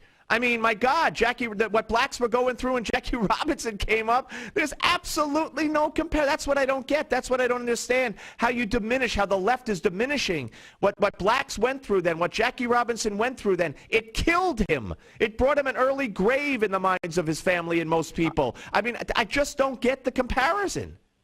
I think I think there's a comparison that you still have, legal discrimination in terms of being able to fire someone based on their sexual orientation.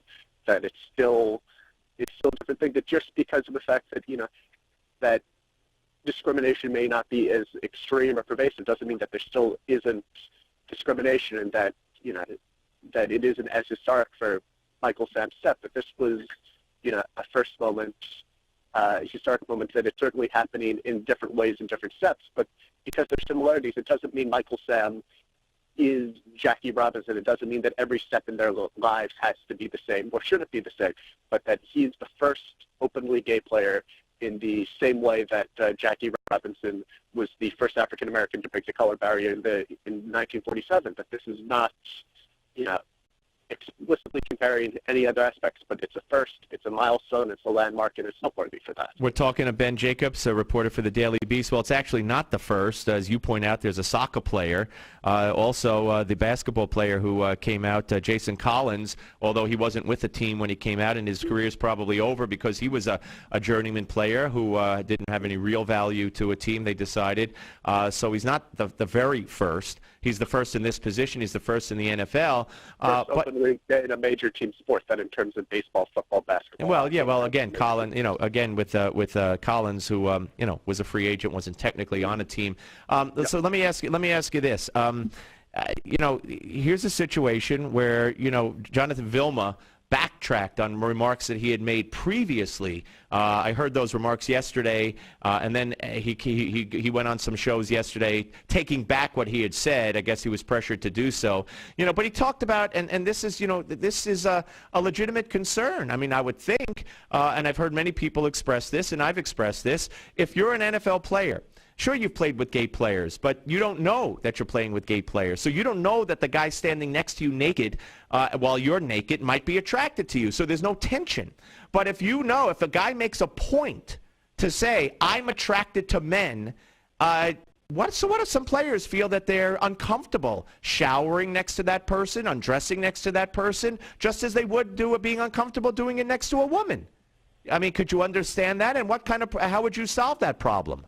I think just get over it. Get over it. So it's incumbent upon the majority of people here, the people who are there, heterosexuals, to get over it. Like the military says to the soldiers who feel uncomfortable, leave if you don't like it. So we have to change everything to accommodate one or two people on a team who it's perfect. So there's no tolerance on your part.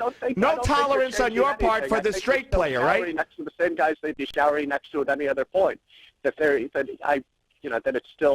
it's still a bunch of naked guys taking a shower together. It doesn't matter what's going on. Players have been on teams where they've known that they've been with, known that teammates were gay. That a number of players have talked about, that they've played with teammates who have been gay and haven't been openly, publicly out, and it hasn't caused any real issues.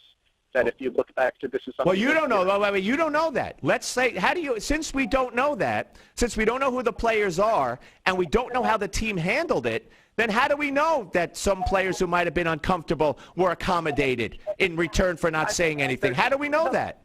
Well, I think there are very clear examples going back that there was the NFL Network, for example, ran a special on Jerry Smith, who was a Pro Bowl tight end for the Washington Redskins in the late 1960s, who was one of several closeted gays on the Washington Redskins, and the team sort of had a sense of who it was. Dave Kopay was another on the team, and a player actually complained to Vince Lombardi, who said, if you complain again, it's your cut. That incident of took a very. All right, that's one incident. But if we're assuming that since that time there's been more, and we don't know who the players are, we don't know how it's been handled. Now we will know how it's handled on the team that he goes to, because it's going to be an issue, and questions will be asked, and policies will be instituted. And you are so lacking in tolerance for someone who might, for religious reasons, for humility reasons, feel uncomfortable knowing that the naked guy in the shower next to them is attracted to men. You say, get over it. Well, doesn't that sound very intolerant to you? It sounds perfectly tolerant. This is part of the basic workplace. That they're, Really? What other workplace are they naked? Are gays and straights naked together, sir? That would be one of the few workplaces I can think about where naked men shower together. But that's an inherent part of your workplace. You're showering with naked men. So then it's incumbent upon straight men to just get over it and not feel uncomfortable. All right. I mean, unfortunately, that's the liberal mindset, and that's the politically correct mindset. But I believe that an employee has a right not to feel sexual tension, not to feel that he has to shower. What if there are women? Would you say that if a woman made a team as a kicker, should she be showering with men? There are women who come into the locker room as sports writers that, And most men cover up with a towel when they see a woman. Some do, some don't. So what about the ones who cover up with a towel? Should you tell them, get over it? Should there be a rule against? If they want to cover up with a towel, if a player wants to go in the shower covering up with a towel, he's more than welcome to. I'm really not sure how the big societal issues in this are about, about random football players showering together. They're not random football players, sir. You want to bring it to a workplace environment. All of a sudden, you got. How about in the bathroom here at my studio or where you work? If women started just going to the bathroom with men and people felt uncomfortable, you would say, tell all of them, get over it? I'm not sure whether the bathroom policy at your workplace is single sex or unisex. There's a men's room and a woman's room, sir. Then I would imagine the men use the men's room and the women use the women's room. That's right. And if it changed tomorrow, do you think people would have a right to say they're uncomfortable if they were uncomfortable, or would they be told, get over it? I'm sure people would have conversations about it, but I don't really see the comparison between. You don't? Okay. All right. Well, I can't think of another job where men and women would shower together, or now where men who are attracted to men shower together. So that's why I'm bringing that up. But all right, look, we're not going to solve this, but I just think it's very intolerant of the left, as it usually is, for them to tell anybody who is uncomfortable with something based on real, true, legitimate grounds to get over it. That doesn't sound like tolerance to me. What's that? I'm not sure what the legitimate grounds are that you're talking. You don't know what legitimate grounds are. Well, then, sir, I don't know how to explain it to you. If people feel uncomfortable because all of a sudden a man says, I'm attracted to men, and then I'm showering naked with that guy because he made a point to come out and say, I'm attracted to men, I might feel uncomfortable. You can't understand that? I'm not really saying he's attracted to men. He's not saying he's attracted to you. All right. Well, then, you know what? Put women in the showers with men, because there's no guarantee they'll be attracted to that particular woman or man. I mean, where do you draw that? Look, this is silly. Ben Jacobs, reporter for the Daily Beast, I appreciate your time, sir. Thank you very much. Thank you. Thank you. See, folks, it's the left. It's the left. They demand complete and utter tolerance. If you're not for gay marriage, if you're not for abortion, if you're not for this or that, you're this, you're a name, you're a homophobe, you're anti-woman, you're war on women. But if you say to them, well, how about respecting how I feel? Oh, no. You agree with us, so you're a name. That's how the left operates. This man could see no issue, and in fact said to anyone who might feel uncomfortable for, again, whatever reason, get over it. That's the answer from the left, from this leftist, from this man on the left. Totally unfair, in my opinion. Steve Malzberg Show, one final segment left in the hour on Newsmax Television. The Steve Malzberg Show. Meet Jim. Like many of us, Jim enjoys a busy life. Between work, family, and friends, his days zip along, and Jim has the energy to tackle almost anything. But lately, Jim's get up and go has literally taken on a new meaning. Jim's always put focus on a full night's sleep, but it seems like these days, he's up and down to go to the bathroom so many times he can barely wake up in the morning. His prostate concerns have him sad, tired, and worried. Activities that were once enjoyable now seem like a chore for Jim. His golf game is at the mercy of his bathroom schedule. Family outings are planned around it too. Jim even has difficulty going to the bathroom. He's tried so many prostate remedies he can't keep them straight. Nothing ever seems to help. Then Jim found out about Prostate Revive, the all-natural dietary supplement specifically formulated for men, targeted towards improving and sustaining normal prostate function. Prostate Revive includes 15 super ingredients never combined before, including saw palmetto extract, beta-cytosterol, pomegranate fruit extract, selenium, and other high-quality nutrients. These targeted and all-natural ingredients promote healthy urinary flow and optimal prostate health. And the best part is, Prostate Revive was developed by a renowned medical doctor.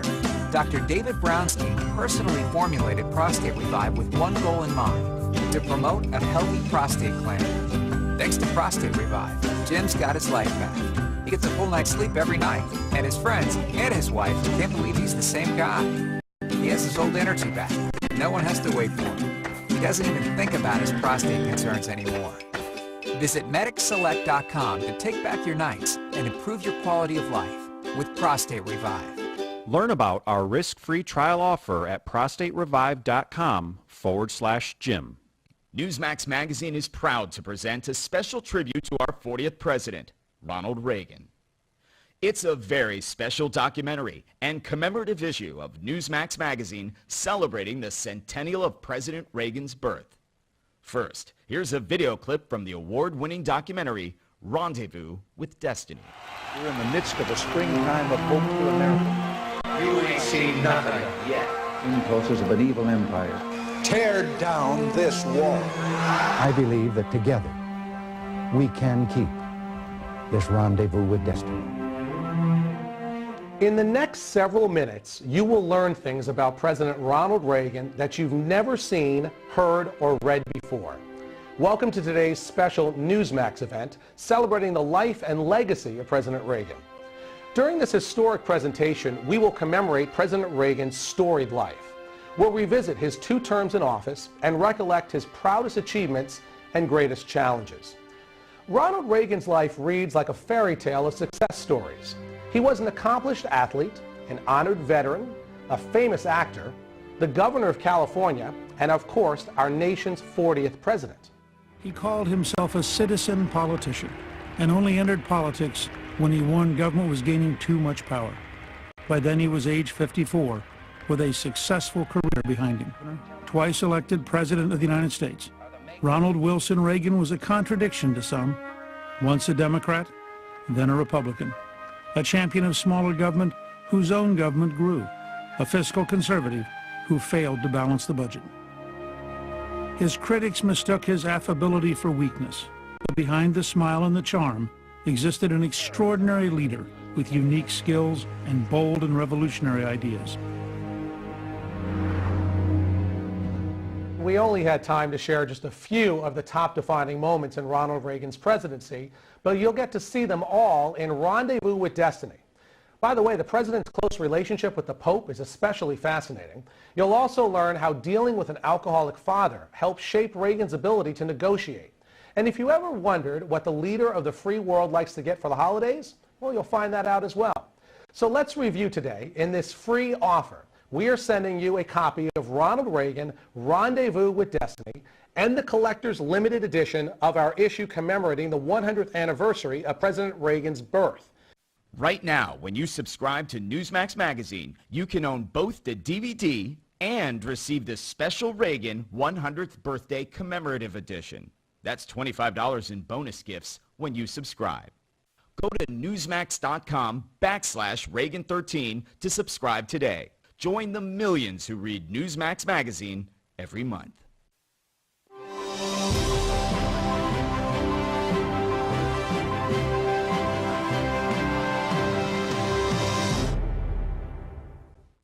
The Steve Malzberg Show is just a bit different from the other radio shows. We have TV cameras. Watch the show at Newsmax.com or listen on your favorite radio station. Here's Steve Malzberg. All right, folks, welcome back after that very spirited debate that we just had with that I just had with Ben Jacobs. Joining me now is Rick Unger, Forbes magazine, and my problem with what he had to say, Ben Jacobs of the Daily Beast, was that I just don't see to me. When Jesse Jackson says that Trayvon Martin is Emmett Till, and when Rosie O'Donnell says she's the gay Rosa Parks, and now they're saying that this guy Michael Sam is Jackie Robinson, I don't see it. I don't buy it. Jackie Robinson went through literally hell, and it shortened his life. None of the aforementioned, I mean, I'm not talking about Trayvon Martin. That was a different story. I don't think you can compare that. You diminish what Emmett Till meant. You diminish what Rosa Parks meant. And I think you diminish what Jackie Robinson meant, saying that Michael Sam is analogous in any way to Jackie Robinson. What say you? Actually, you make some good points. People, thank you. All right, let's go. See you later. Good night, folks. People like to create these synonymous situations. Look, I struggle with the Rosie O'Donnell analogy, I have to say. But look, Michael Sam, I think, showed some real guts in doing what he did. He's got to get drafted into the league before he can be Jackie Robinson. And if he turns out to be, and this is well down the road, if he turns out to be the high-quality player that Jackie Robinson turned out to be, then maybe we can have the conversation. Right now, he's just a guy who had the guts to come out of the closet, and we're hoping he gets drafted to a good football team and he has a great career. Well, yeah. I mean, to me, I don't think the quality of play would make him analogous. I think, and that's not what these people who are making the claims are talking about. They're saying, being the first gay football player is like being the first black. Well, he will. He may be drafted. And you know what? If he's not drafted, he's not the first gay football player, is my point. No, that's true, too. There was no question that Jackie Robinson didn't have to come out. We knew who he was. Right. And he always was, and he was the first black player in the first openly announced gay football player to announce even before he was picked. But not the first gay player, I suspect. They're just like big difference. Just like their first gay soldiers before Don't Ask, Don't Tell went away. That's right. But once you make a point, and this is my problem, once you make a point of saying I'm gay, he knew he was going to stir the pot and rock the boat. He's not an idiot. And now he's making it harder for teams to draft him, because I had Jared Max, openly gay sportscaster, and I had I think Ben Jacobs said the same thing. They think that once the first game is played, that's it. The focus goes away. I don't agree with that. I hope that's right. I hope it does. I want this guy to be able to go to work. He happens to be a great defensive player. I want him to get drafted. I want him to face up to it like any professional football player, and I want to forget about it after his first game. That would be the right thing. I'm not sure that'll happen, but let's hope it does. All right. When we come back, thank you, Rick. Rick will rejoin us on the panel with David Yonkman in the next hour. We're going to speak to Stephen Moore, editorial board of the Wall Street Journal, leading off the next hour. A lot to talk about with him about the numbers in the economy and also Obamacare and its effect and what Obama did yesterday in changing the employer mandate once again. And then, of course, we'll after the panel, we'll have David Swerdlick of the Root.com, and there we'll talk about Oklahoma State's Marcus Smart, who pushed a fan. All that straight ahead on Newsmax Television. The Steve Malzberg Show. Meet John and Nancy. They've spent their lives working hard and saving money, knowing that it would pay off in the end. But unfortunately, all that hard work and smart investing has gotten them nowhere. Then one day, John and Nancy picked up a free copy of Powerful Secrets to Achieve Superior Returns. This book revealed 24 little-known investments that put them back on track to a happy and secure retirement.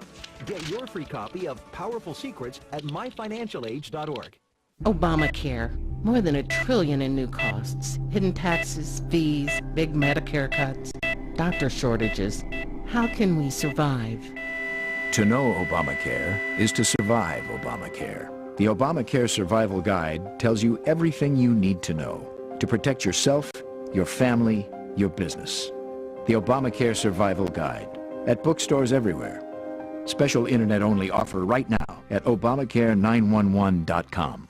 Attention seniors and baby boomers. A new website has been created just for you. MyBenefits211.com. At MyBenefits211.com, we reveal a weird trick that could help you add $152,000 to your Social Security payouts. For example, did you know how you file for Social Security can dramatically change the amount of money you collect? One simple step could add up to $1,000 to your monthly payouts. And other strategies we found reveal 33 ways for big savings on your health care. At MyBenefits211.com, you will also discover how you could save up to 50% on your groceries, along with 49 other ways to save as much as $50,000 starting today. Newsmax says MyBenefits211.com is a critical resource for anyone over the age of 50. So go to MyBenefits211.com now to find out how you could add extra money to your Social Security checks. That's MyBenefits211.com. MyBenefits211.com.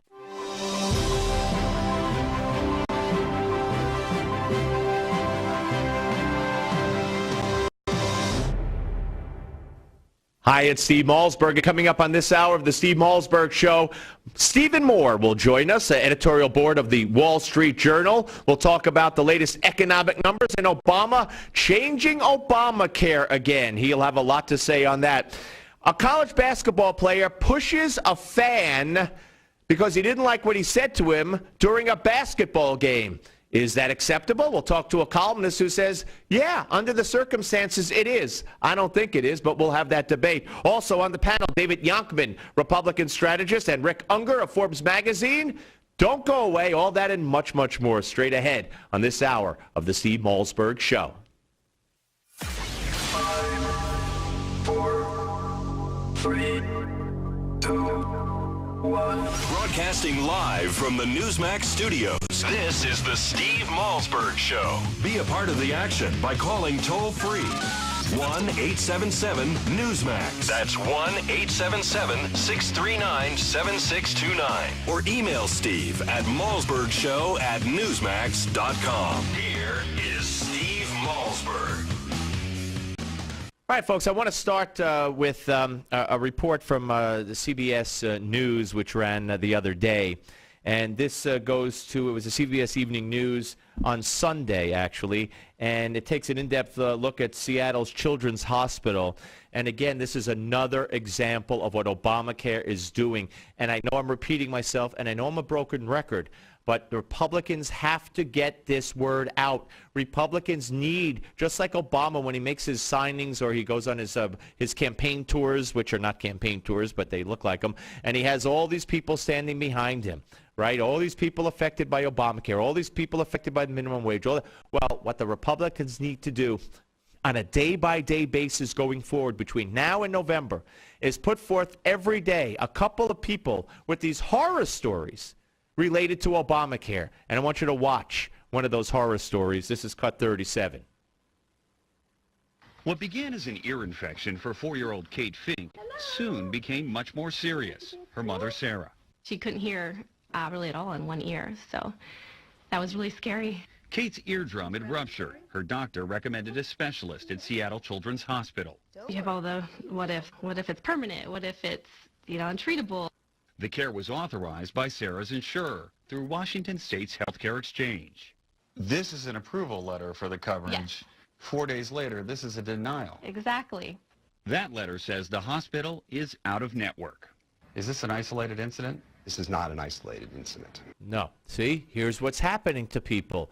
You imagine you have a little 4-year-old girl. She's in danger of going deaf. She's at a specialty hospital for children. And then you get this conflicting information, which is not an isolated incident, as according to the doctor. Here's cut 38. Dr. Sandy Meltzer is with Seattle Children's Hospital. The exclusion of a major provider like Seattle Children's from a major insurance network in this market is unprecedented. The hospital is considered in-network on only 2 of the 7 plans from Washington State's Health Exchange. It's now suing to be included on all of them. We're seeing denials of care, disruptions in care. We're seeing a great deal of confusion and at times anger and frustration on the part of these families who bought insurance thinking that their children were going to be covered, and they've in fact found that it's a false promise. But how can this be? Dr. Obama promised us Just one more quick one before we get to Stephen Moore, who's patiently waiting and hopefully listening. Here's cut 39. The Affordable Care Act is supposed to provide a wider choice of doctors and lower premiums, but the insurance industry says it is simply too expensive to do both. That's reflected in a new study by an insurance industry consulting firm. It found the number of in-network providers is shrinking nationwide. 70% of insurers on state health exchanges are offering narrower or ultra-narrow hospital networks. That's why we all pay into the system, is because in that moment when you're in a dire situation, then you hope that the insurance company is going to take care of you. And what did you find out? That it kind of backfired. For now, Seattle Children's Hospital is picking up the tab for Kate and more than 200 other patients facing the same dilemma. But eventually, their parents may have to pay the bill. All right, so that's the situation. That's the story. Let's welcome in our guest, Stephen Moore, editorial board member and senior economics writer for the Wall Street Journal. Hello, Steve.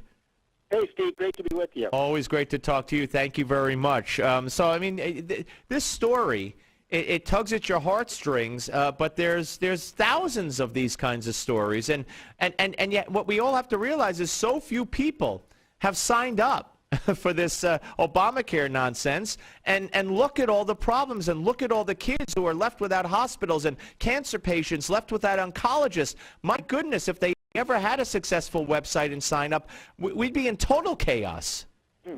Yeah, I think havoc is the word, and it's really wreaked havoc on the lives of, we know at least 5 or 6 million people who have lost their health insurance. And by the way, Steve, I have family members, a brother who alerted me to the fact that he now can no longer use his hospital of choice and his doctor of choice, and that's happening all over this country.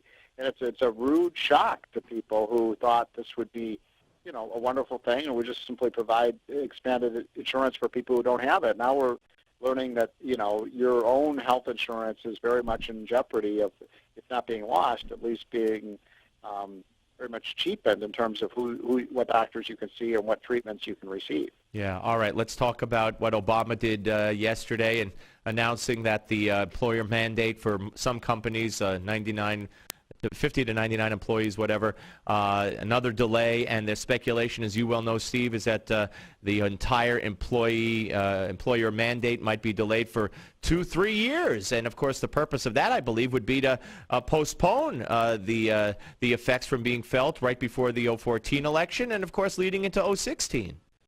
Gee, you think so? Yeah, it sounds like it's an overtly political move. And what's interesting is this is supposed to be Barack Obama's signature achievement, right? Obamacare was supposed to be his crowning achievement as president. And if that's so, why is he embarrassed by it? Why is he delaying its implementation? And by the way, this will mean that a lot of people, a lot of companies simply won't provide health insurance. So the number of uninsured will not go down as had been advertised. We could end up with more people uninsured in 10 years than we have today. Yeah. When is amazing? No, you know what? It is amazing, but if you ask me if it was surprising, I'd say no. Nothing surprises me anymore. I mean, I don't know what to expect from him anymore. If he took a law that we had all grown up. Well, here's something. How about this one? Companies who want to fit under this delay and are employing 100, 101, 102, 105 people and want to cut down to 99, it's against the law, apparently. And not only you're not allowed to do it, but there's a report out today that you have to swear under oath before the IRS that you didn't fire those people to get under that number so you wouldn't be affected by Obamacare, and you've got to swear under the risk of penalty of perjury. Yeah. I guess this is a lesson that nobody should ever hire more than 100 workers, right? Because then you can't downsize your firm once you go over that threshold. I mean, this is highly intrusive. And I think the thing that's so dispiriting about all of this is that, it'd be so much easier to cover people without health insurance at a fraction of the cost without mucking up the entire health insurance system. What Obamacare does is it essentially it expands Medicaid to millions more people, but Medicaid is a lousy health insurance system. It's one of the worst in the industrialized world. So it's not a great bargain to go into Medicaid. But I mean, I think the point that people have to really understand here is the quality of care that you can receive with your health plan is very much a risk right now. And that's something that scares all of us. Yeah, no, without a doubt. We're talking to Stephen Moore, the Wall Street Journal, here on the Steve Malzberg Show. Let's talk a little bit about what we saw with the jobs numbers last week. And can I mention one other quick thing? Yeah, sure. Just on this healthcare thing. So wait a minute. We now have a mandate on individual workers that they have to get insurance, but there's no mandate on the businesses. How's that fair? I thought the Democrats are the ones who didn't like business, and they're giving a big, pass to business, whereas individuals like you and me and the people listening to the show, we have to pay fines if we don't buy health insurance. Right, and that's something John Boehner alluded to yesterday in his statement. Right. And let me exactly right. And he is exactly right. There's no rhyme or reason to that. These are the same people who keep talking about fairness. Right. And my point is, how is that fair? It's absolutely not fair. And I'm glad you brought up Boehner, because where I wanted to go next was to the vote that's coming up later today, according to Tim Camp. I thought it was tomorrow, but they're rushing it because of the snow, reportedly. Tim Camp said Nancy Pelosi is running the floor of the House. He said this is a vote Republicans don't want. He thinks that maybe they'll get 20 votes because Boehner could get 20 votes for anything. And this debt ceiling bill, clean debt ceiling extension, will pass the House with about 20 Republican votes. Are you surprised Boehner's do? Actually, they're voting, I believe, right now, and I'm looking here. Are you surprised? I think this is a bad outcome because I think a clean debt ceiling bill is just giving the government a credit card extension without any reforms in the way it spends. And what parent would do that for a teenager, right? So I think it's a bad policy, but I will say this, at least they're going to extend this debt ceiling. I mean, the guy who ran up the debt was Barack Obama, and the one who insisted on a clean debt ceiling bill was Barack Obama and Nancy Pelosi and Harry Reid. So my feeling is if they're the ones who are insisting upon it, they should vote for it. It's their debt. It's their debt bill. And, I think this is probably the best option out there if the Republicans aren't going to fight, which is to force every Democrat in Congress to vote for raising the debt ceiling, and then we'll see how voters feel about this come November. Yeah, but apparently it's going to pass. It'll probably pass the Senate. And look, I mean, it's a tough position to be in when you have a president who's willing to be obstructive and break tradition and not negotiate anything, and you know that he's aching and hoping and praying that Republicans let the government get shut down, because then they'll be blamed for it, even though it's him that's doing it. So he's in a win-win position here as far as that goes. Except I think the American people are getting pretty cynical about this. I mean, I don't see, look, if you care about the national debt, and the trillions and trillions of dollars of debt, and the $16, $17 trillion of debt we have now, then this is reprehensible. I mean, to just basically say, okay, here's another $2 trillion debt, keep doing what you're doing. I find that completely unjustifiable, and I feel like a pox on both their houses. I mean, this isn't a national security crisis when you're incurring this level of debt and you can't stop spending. It's like a crack cocaine addict. Yeah, no, absolutely. Let me ask you about the numbers that came out last week and where we are going forward. I mean, it just you and I have been talking about this, for 5 years now, and we always say that the number you have to reach to make any significant difference and to try to think about a recovery jobs-wise is 250,000. Let me ask you more importantly about the Fed today. Janet Yellen testified that basically she'll keep the programs of Bernanke in place, and that the quantitative easing QE will continue to curtail, pending unemployment going below 6.5%, and also inflation. But tell me, first of all, what you make of that. And it seems like there's no set rule. Am I wrong as a layman looking in? It seems like her testimony today just reinforces what I've always felt, that they have guidelines, but you can't be sure. There's no hard kick-in number. There's no automatic trigger. They're going to decide, month by month or however they decided based on what they see, and there's no hard rule, right? This is called making it up as you go. I was trying to be a little more fancy, They use all sorts of fancy terms in Washington, QE1, QE2, quantitative easing, but folks, they're just making this up as they go along. But the market reacted well to it. Well, because they like this is another institution that's addicted to crack cocaine. Steve and Washington were addicted to two things: easy money and the freewheeling spending. And this is the question: is what happens when the music stops? Yeah, well, what happens when the music stops? And you're referring to the quantitative easing stopping. And the spending, too. I mean, at some point there has to be, you have to pay the piper, right? I mean, you can't keep borrowing year after year after year after year forever. But they are tapering, but obviously not fast enough for your liking, right? Well, I think that we should start to unwind. I mean, there's not a lot of inflation out there right now, and that's the point that Ben Bernanke and Janet Yellen are making, that inflation seems pretty tame.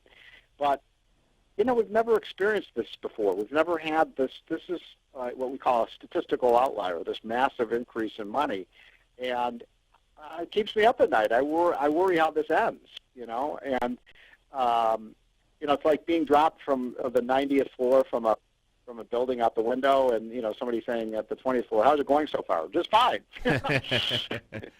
Right? Well, it's been happening for so long. I think we've kind of come to expect it, and certainly we shall see how it ends. We'll see what they do. Hey, listen, Stephen, always great to talk to you, sir, and thank you very much for joining us. Anytime. Talk to you soon. Take care. Stephen Moore, editorial board member, Wall Street Journal, where he's also senior economics writer at WSJ. So there you go. Yeah, well, we'll check out. I'm interested to see what Rick Unger of Forbes magazine and David Youngman, a Republican strategist who's worked in the Congress for so many congressional Republicans, what he has to say about what Ms. Yellen had to say today, and we'll let you hear a little bit of it. When we come back and the panel joins us, then at the bottom of the hour, David Swerdlick, columnist and contributing editor at TheRoot.com, and we're going to talk about Oklahoma State's Marcus Smart, who didn't like what a fan said to him, and he went in the crowd and shoved him. Right here on Newsmax TV. The Steve Malzberg Show. Imagine if you had a secret code for making money, a code buried deep within biblical texts. A code that certain investment titans have quietly exploited to amass billions. And what if this code could be used by you today to unlock vast amounts of wealth safely and ethically? Investment expert and former pastor Sean Hyman says there is such a code. He calls it the Biblical Money Code. Sean credits this code for helping him turn his father's $40,000 retirement account into $396,000. And today, you have the chance to tap into this life-changing biblical money code by visiting moneycode40.com. That's moneycode40.com. At moneycode40.com, you will find a free video that describes how you could use this biblical code in your own life to get out of debt and invest for profits. That's moneycode40.com.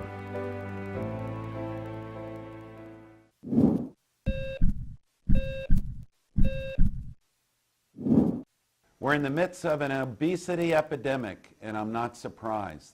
The statistics on obesity mirror an increasing trend of eating out or ordering in. In fact, some people dine out every night, but eating in restaurants is one of the biggest enemies of your heart.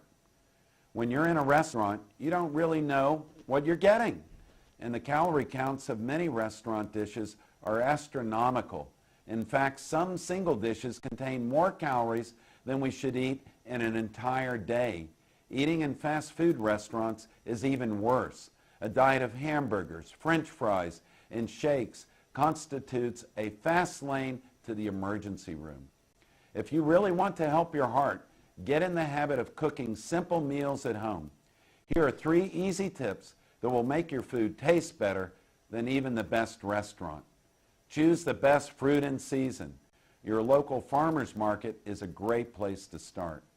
It will probably still cost less than that pie you were thinking of buying. Get in the habit of using fresh herbs.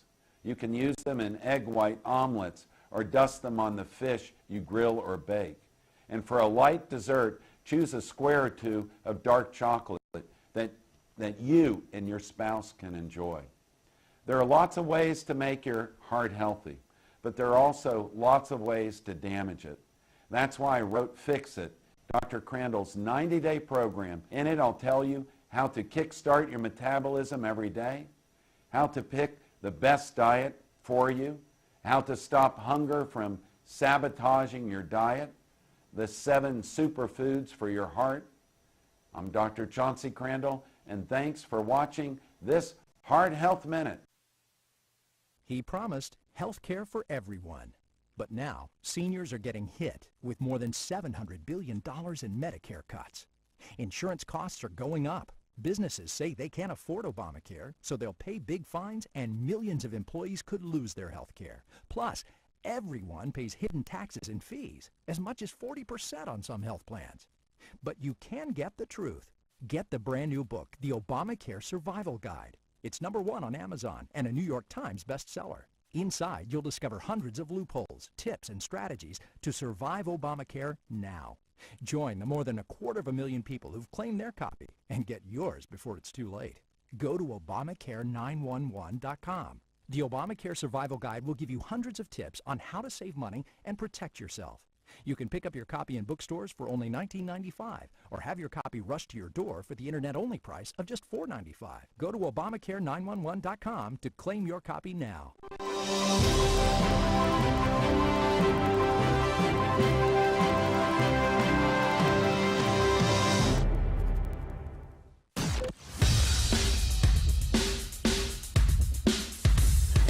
This is not your typical Screamfest talk show. No. This is the next generation of talk radio. Here is Steve Malzberg. The unemployment rate has fallen nearly a percentage point since the middle of last year and 1.5 percentage points since the beginning of the current asset purchase program. Nevertheless, the recovery in the labor market is far from complete.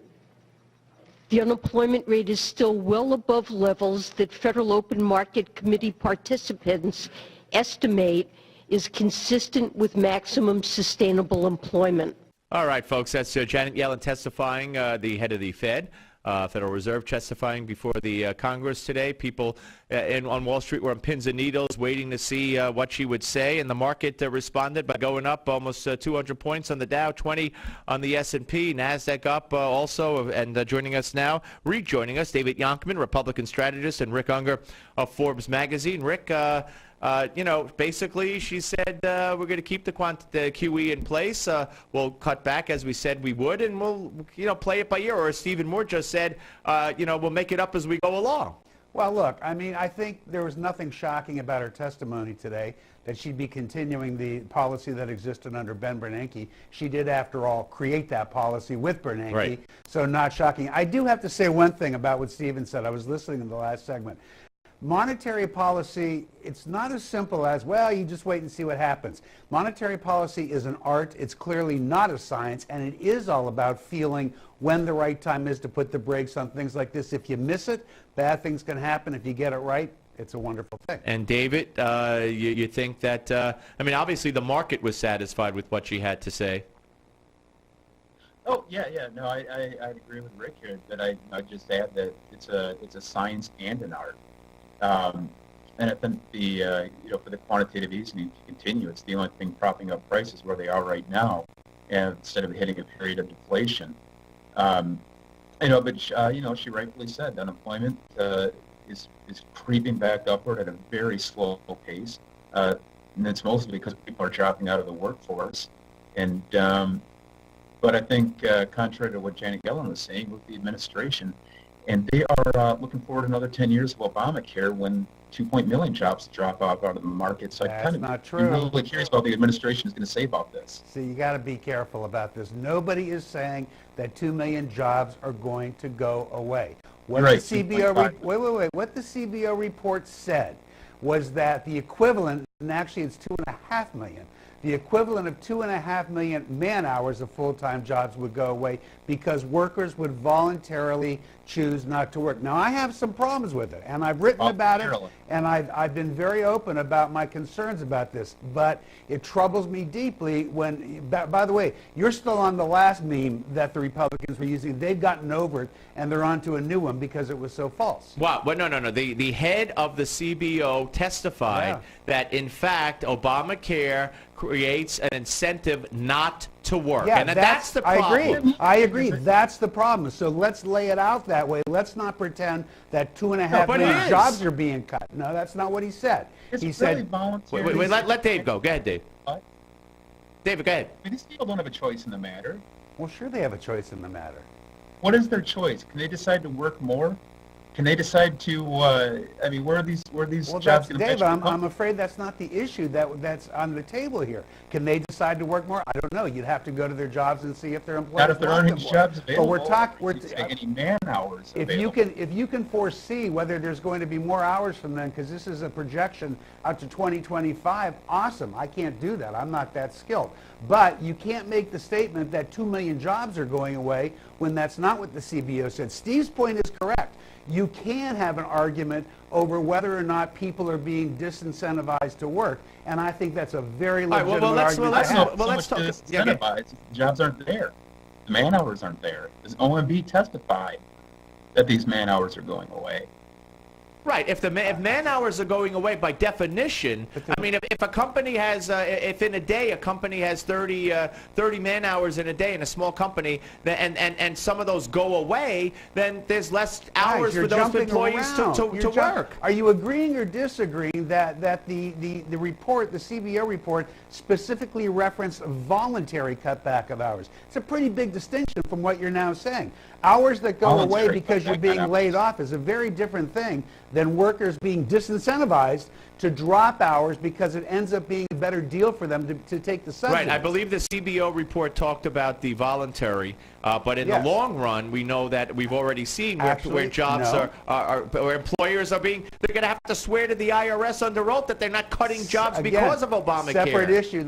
Separate issue. It was not mentioned in the CBO report. No, separate issue. But it's going to cause jobs. It's an issue. In fact, the same CBO report, and I've gotten awfully familiar with it, the same CBO report and the testimony of Mr. Elmendorf before Congress, he says, and it says, that they expect jobs to be increased as a result of Obamacare. Well, good luck with that. By the way, does your wife know you've gotten intimately involved with the CBO report? Yes, she knows that I get intimately involved with all CBO reports. All right, guys, let me ask you this. Let's switch gears right here because I'm leading into a sports segment on a college basketball player pushing a fan. The Washington Redskins got a warning in effect from Senator Cantwell of Detroit, of Washington, and Senator Cole of Oklahoma, who told Roger Goodell, the commissioner of the league, in a letter that the league is on the wrong side of history in allowing the Redskins to keep their name, which some see as a slur. Goodell fought back and stated that, even Native Americans in polls that have been done are favorable to the name. What do you think is going to happen with this? And is it the Senate's business? I know they're involved with antitrust and all that, exemptions, but does the Senate and the Congress have a role in this, Dave? Oh, not at all, Steve. There's a couple of things going on here. Number one, why are they just going after the Redskins? Why not the NHL Chicago Blackhawks, the Major League Baseball's Cleveland Indians, the Kansas City Chiefs? And the other thing too is why don't Senator Cantwell and Representative Cole have better things to do with Congress? How about seeing economy growth, creating some jobs? I would say so. That they were elected to do. Not Rick, where are you on this? I agree. This is completely outside the Senate's purview. This is not an antitrust issue. They can voice their opinion if they choose to. Nothing's going to happen until Dan Snyder decides it's in his best interest to make the change. All right. Rick Unger, Forbes Magazine, David Yonkman, Republican strategist, thank you both for participating today on the panels. We appreciate it. We'll see you soon. All right, folks, when we come back, you're not going to want to miss my chat with David Swerdlick of TheRoot.com. Was it appropriate for Oklahoma State's Marcus Smart? Was it smart for Smart to push a fan because he didn't like what he said? Straight ahead, Newsmax Television. Don't go away.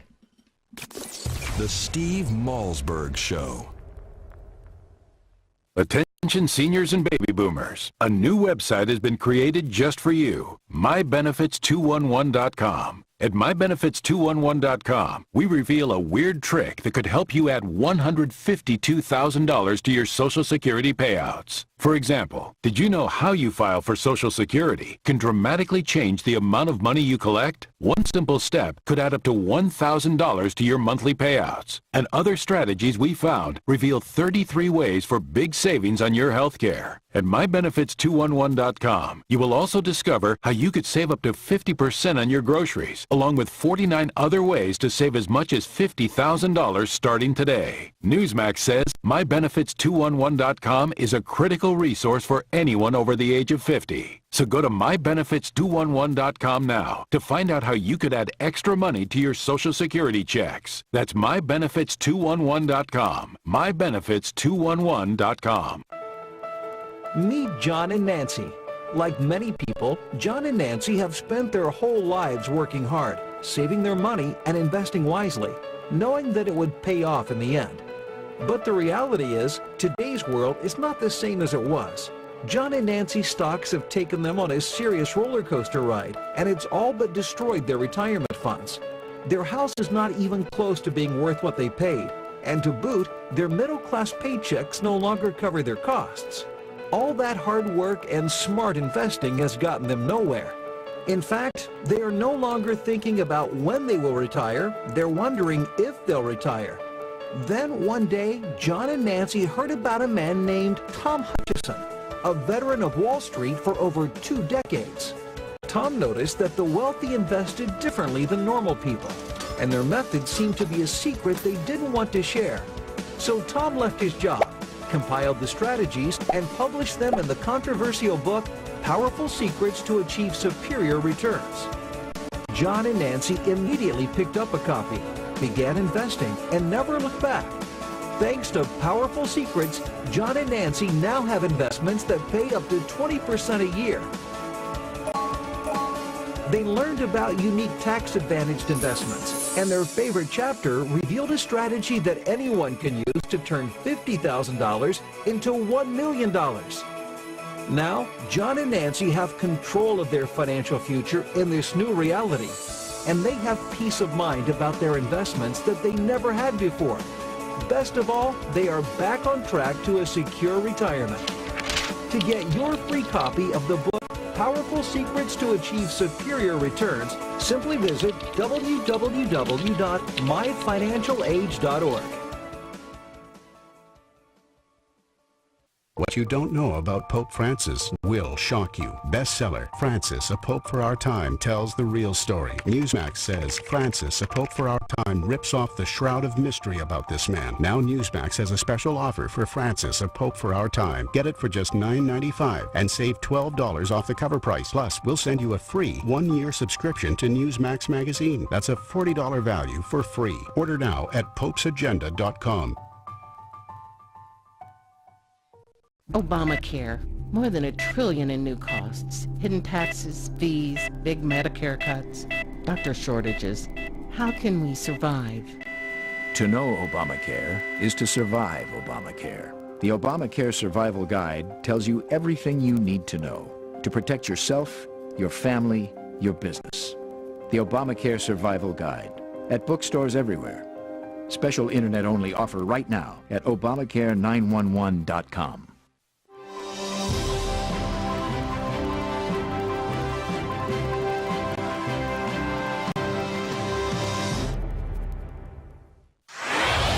Microphones hot. Satellite link established. Studio lights illuminated. Cameras rolling. Audio and video encoders firing 1s and 0s. Internet stream. Streaming. The most technology advanced radio show is on the air. Here's the captain of this enterprise, Steve Malzberg. What you don't know about Pope Francis will shock you. Bestseller, Francis, A Pope for Our Time, tells the real story. Newsmax says Francis, A Pope for Our Time, rips off the shroud of mystery about this man. Now Newsmax has a special offer for Francis, A Pope for Our Time. Get it for just $9.95 and save $12 off the cover price. Plus, we'll send you a free 1-year subscription to Newsmax magazine. That's a $40 value for free. Order now at popesagenda.com. Obamacare. More than $1 trillion in new costs. Hidden taxes, fees, big Medicare cuts, doctor shortages. How can we survive? To know Obamacare is to survive Obamacare. The Obamacare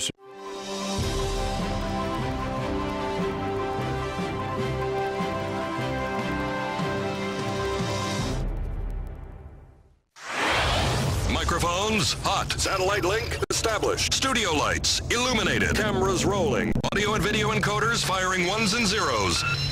Internet stream, streaming. The most technology advanced radio show is on the air. Here's the captain of this enterprise, Steve Malzberg.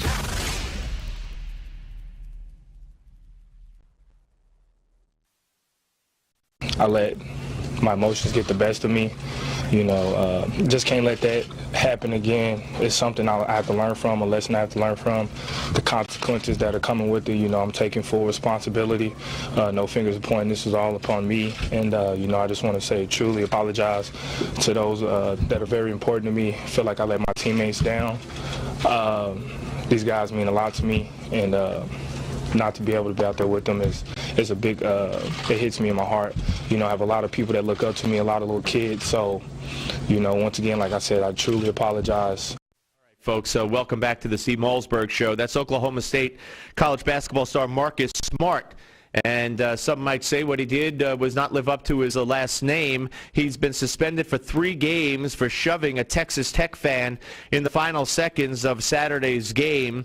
And he tried to block a dunk attempt from behind as time was running out, but he stumbled out of bounds behind the basket. And as he was being helped up, he exchanged words with a fan in the front row before lunging at the fan and pushing him.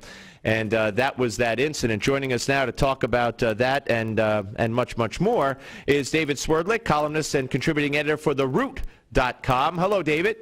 Hey, Steve. Thanks for having me. Always my pleasure. We're going to look at that incident, let the folks see it now as we talk about it. So you wrote a column, I will say defending him. That's how I interpret it. Of course, it's called 3 Things to Consider Before Condemning Marcus Smart. What are they?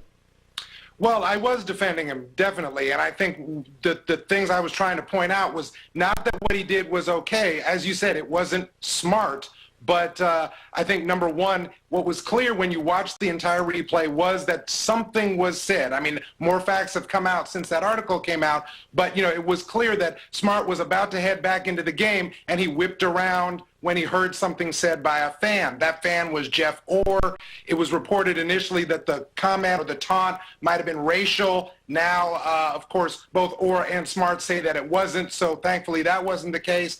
But I was also making the point at the time that depending on the taunt, if it was something either racial or very, negative or harsh or nasty, it's a question mark as what point does a college athlete have to put up with a taunt from a fan, especially when he risks injury to kind of fall into the stands making a play. And then finally, in answer to your question, I just wanted to highlight this thing about we really take these college athletes to task, and I think it's very fair game to take them to task to a certain point, and it's definitely fair game to take pro athletes to task to a certain point. But when you're talking about unpaid college athletes who are participating in a university activity in front of paying customers, the colleges should protect them and treat them as what they are, student athletes. Well, okay, I'm not sure what you mean by protect them. There's security at games. This was unavoidable. This is the same setup as any college game or professional game, and whether it was racial, which it wasn't, and originally the reports were that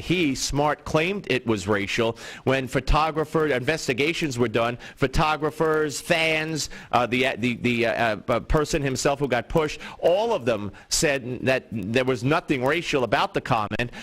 So I guess he's since backed down on that, Smart, after not one witness backed that up. But I mean, there's no excuse. There's absolutely no excuse. First of all, I am for paying college players, but they do receive a scholarship. He's there on a free ride, okay? So it's not like he's unpaid. He's getting an education at a university he probably wouldn't able to afford to go pay full price to. So, I mean, I don't know how that enters into it at all. You're making it sound like they walk around with a chip on their shoulder, that they're being taken advantage of by the university, and anybody who says something interpreted as offensive, that kind of makes an excuse for them to push and get physical because they got a chip on their shoulder. I mean, is that what you're saying about the point you made about playing for free?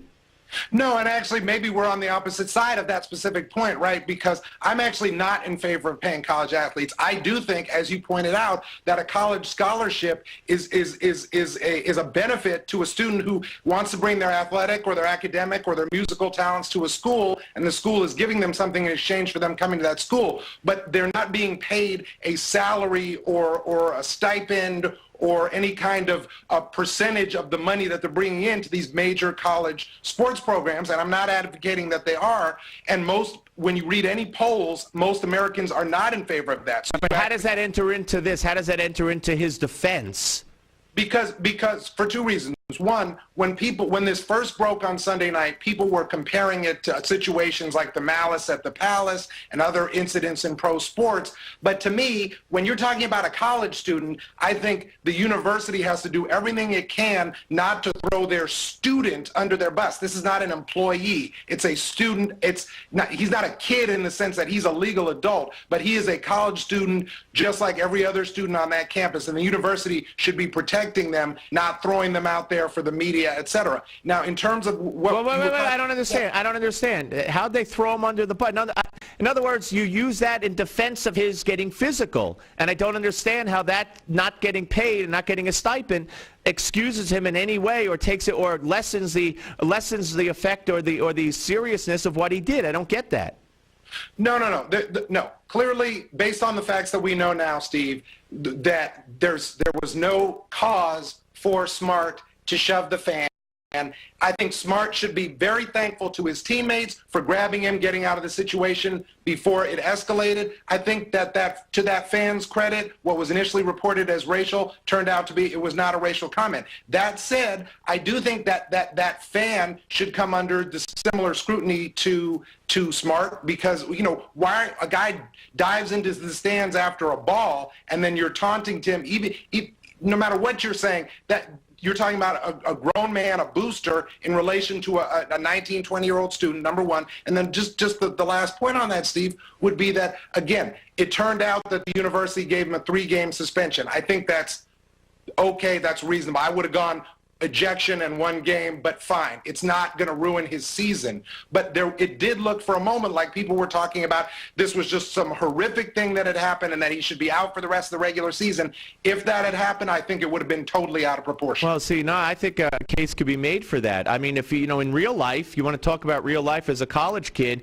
if someone says to him, blank you, or you piece of blank, at a bar or on the street, he has no right to go up and punch the guy or push the guy. He'll be arrested and thrown in jail. So I don't understand why on the court, in a game situation, I mean, I think the fan should be ejected, possibly too, but I don't think ever, unless he's spat upon or something's thrown at him, and even then it's questionable. Or I don't see any verbal assault that entitles a player, college or pro, to go into the seats and hit a fan. Okay, and let me just touch on that point, Steve, again, because we're talking about it after the fact, and I do understand what you're saying. Based on the facts we know now... Well, even if he called him the N-word. No, okay. Legally, let's play that game. Legally, on the street, he would have no legitimate... You can't... The law doesn't state if you call the N-word, if you're offended, you can punch somebody. Okay, wait, Steve, we agree on one small point.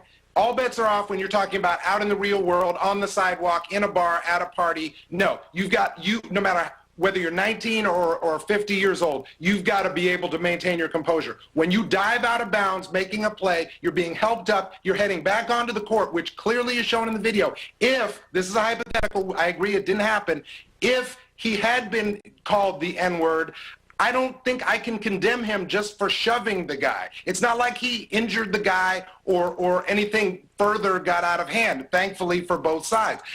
I don't think we're at a point in our society now where a guy dives out of bounds and should have to walk away without responding if someone calls them the N-word. I don't know how I would react in that situation. I don't know how you would react in that situation. That is a very charged situation. You're screaming him back. There's no, you can't be condoning or excusing or leaving open the possibility for physical violence. This guy could have had a heart attack after he was pushed. Or some other fan might have come to his defense because he was an older gentleman and then hit the player. Now, all chaos could have broken out. We're lucky it didn't happen that way. But you know what? If I'm sitting next to, if it's my father and this guy punches him, maybe I punch the player. I mean, you can't just take it upon yourself to get physical because you're offended. Look, the better part of valor for anybody in this situation would be to try and maintain their composure. I'm simply saying that, and again, let me be clear. Smart should consider himself very fortunate that it didn't escalate and that his teammates pulled him away. He owes them big time. All I'm saying is that if it had been the N-word, if it had been some of the other racial comments that were reported Sunday night, which it was not, I'm just saying I would have found it very hard to condemn him for a shove in the heat of that moment. It's a human reaction, even if he's not entitled to do it, even if it's going to cost him the Sportsman of the Year award. All right, we're talking to David Swerdlick, a columnist and contributing editor for the Root.com here on the Steve Malzberg Show. Let's change gears and get into the political arena just a little bit, but stay with, in this case, something definitely racial, but black on black, if you will. And that is North Carolina NAACP leader William Barber, who made a big deal this weekend. He held a march on Raleigh and, you know, blasting Republicans and all this kind of stuff. But, I mean, he's the guy who is doubling down and defending himself for calling Tim Scott, black Republican Senator Tim Scott, a dummy. A ventriloquist can always find a good dummy, Barber said, and saying that the extreme right has picked Tim Scott to be their black dummy and mouthpiece. I mean, again, you know, you and I have discussed this. Certainly, I've discussed it with other conservative blacks and liberal blacks. And to me, there's not a more vicious kind of racism than attacking someone of the same race because he doesn't fit into what you believe. Or a white guy attacking a black who's conservative or a woman who's conservative or Hispanic because you don't believe that they're really black enough or Hispanic enough or conservative enough. That's the epitome of racism. Okay, I wouldn't call it the epitome of racism. Here's where we're going to agree, Steve. I think Reverend Barber made a mistake by insulting Senator Scott. No matter what you think of Senator Scott's politics or him as an individual, he deserves the respect that any human being should be accorded. He also deserves the respect that any U.S. senator should be accorded. Reverend Barber is a civil rights leader. He's a minister. He should know that. I think that was a mistake to use the term ventriloquist dummy. Here's where I think that Reverend Barber is trying to make a point, even if it's not a point that I would not necessarily agree with. And this would be this. Reverend Barber is leading this movement right now, this Moral Monday, Moral March movement in North Carolina, but it's going nationwide. And one of the core issues of this fight has to do with voter ID laws, voter suppression laws. This is something that is a gateway issue, a hot button issue, whatever you want to call it, for most African American voters. And so when you have someone like Scott, who on at least this issue is, you know, on a side that's counter to what the overwhelming majority of African Americans feel is a very sore subject in terms of the nationwide efforts to restrict access to the ballot box, you're going to have this kind of sharp criticism. It should not have come in the form of an insult like dummy, though. All right. Well, we agree on that. We disagree on the voter, laws, the ID laws, which are common sense, and which actually getting anybody an ID will help them in their life with every other aspect of their life. If they don't have an official government photo ID, I don't know how they go to a bank. I don't know how they get money. I don't know how they go to a doctor. I don't know how they do anything. So instead of energizing and saying, of course, you know, let's take this opportunity to get every black, white, yellow, and red and green American the ID they need to live their lives, you guys are fighting it and calling it racist. I just don't get that. But that aside, I just think that, 95% of blacks voted for Obama. So by definition, any black Republican or conservative is against what 95% of the black community did. So, there's always going to be that opportunity for people like the Reverend to trounce and pounce upon, blacks who are not on board with the majority of blacks. So at least we agree that that's not the way to do it, though, correct? We agreed that it was an insult and it shouldn't have happened. Steve, I just have to respond to one thing that you said. Yeah. we're not going to agree on the voter ID issue now, and that's fine. But I will say this, that it is to me, and I think to most African-American voters, hard to fathom that the voter ID restrictions being implemented in various states throughout the country are not aimed at suppressing the Black, Latino, senior citizen, younger millennial student vote. There is, in the states where it's being implemented, North Carolina, Ohio, Georgia, etc., there is just the barest minimum of statistically insignificant evidence that any elections have been tarnished in recent years by voter fraud, and yet this has been a huge push by the Republican Party. So, you know, how does it stifle voter? You mean now young people can't get IDs either? Senior citizens, but no matter what color, can't get IDs either? None of these people can get IDs? Why not? I've had one since I was a kid. 99% of America has IDs. I don't know what you're talking about. People have IDs, I have IDs, you have IDs, most voters have IDs. We saw in the 2012 election that, one theory is that there was such a high turnout among voters of color, partly because people were incensed that, this is 4 years into the Obama administration. People, black, white, Republican, Democrat, no one's as enamored with President Obama or any other politician as they were 4 years ago. But yet there was still a huge turnout. And one of the reasons is, I think, that people were incensed at the fact that this idea that voting should be further restricted. That doesn't mean that people, you're right, people need IDs in all walks of life, but when you're talking about a fundamental right of citizenship, absent voter fraud, it's very hard to come to any other conclusion about what. Wait a minute, I need an ID to get a gun. That's my Second Amendment right. I can't get a gun without an ID in my town. Is that racist? Is that bigoted? What is that? Anti-Second Amendment? What? First of all, that's a public safety issue. First of all, I didn't say it was a constitutional right, although it is a constitutional right. To vote, yeah. It's a fundamental function of citizenship. I understand some people would argue that owning a gun and bearing arms is a fundamental function of citizenship. I'm not making that. It's a constitutional right. All right, look. I'm making the argument about voting. You're not going to get health care on Obamacare either without ID. So, I mean, I guess that's racist against senior citizens and millennials and blacks and Hispanics, and maybe we should waive that you have to enter a Social Security number, or maybe you lost the card and you're too poor to get another one.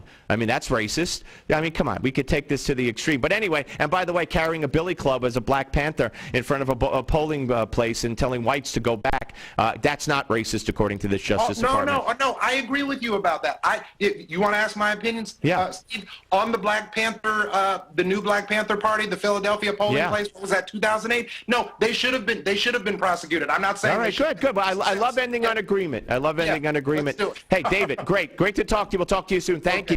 All right, thank you. David Swerdlick, ladies and gentlemen, columnist for The Root, contributing editor for TheRoot.com here on the Steve Malzberg Show. One final segment left in this wonderful edition of the Steve Malzberg Show right here on Newsmax TV.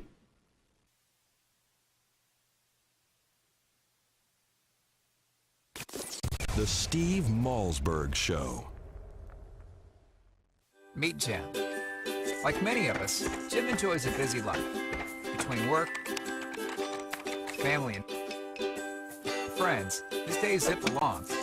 And Jim has the energy to tackle almost anything. But lately, Jim's get up and go has literally taken on a new meaning.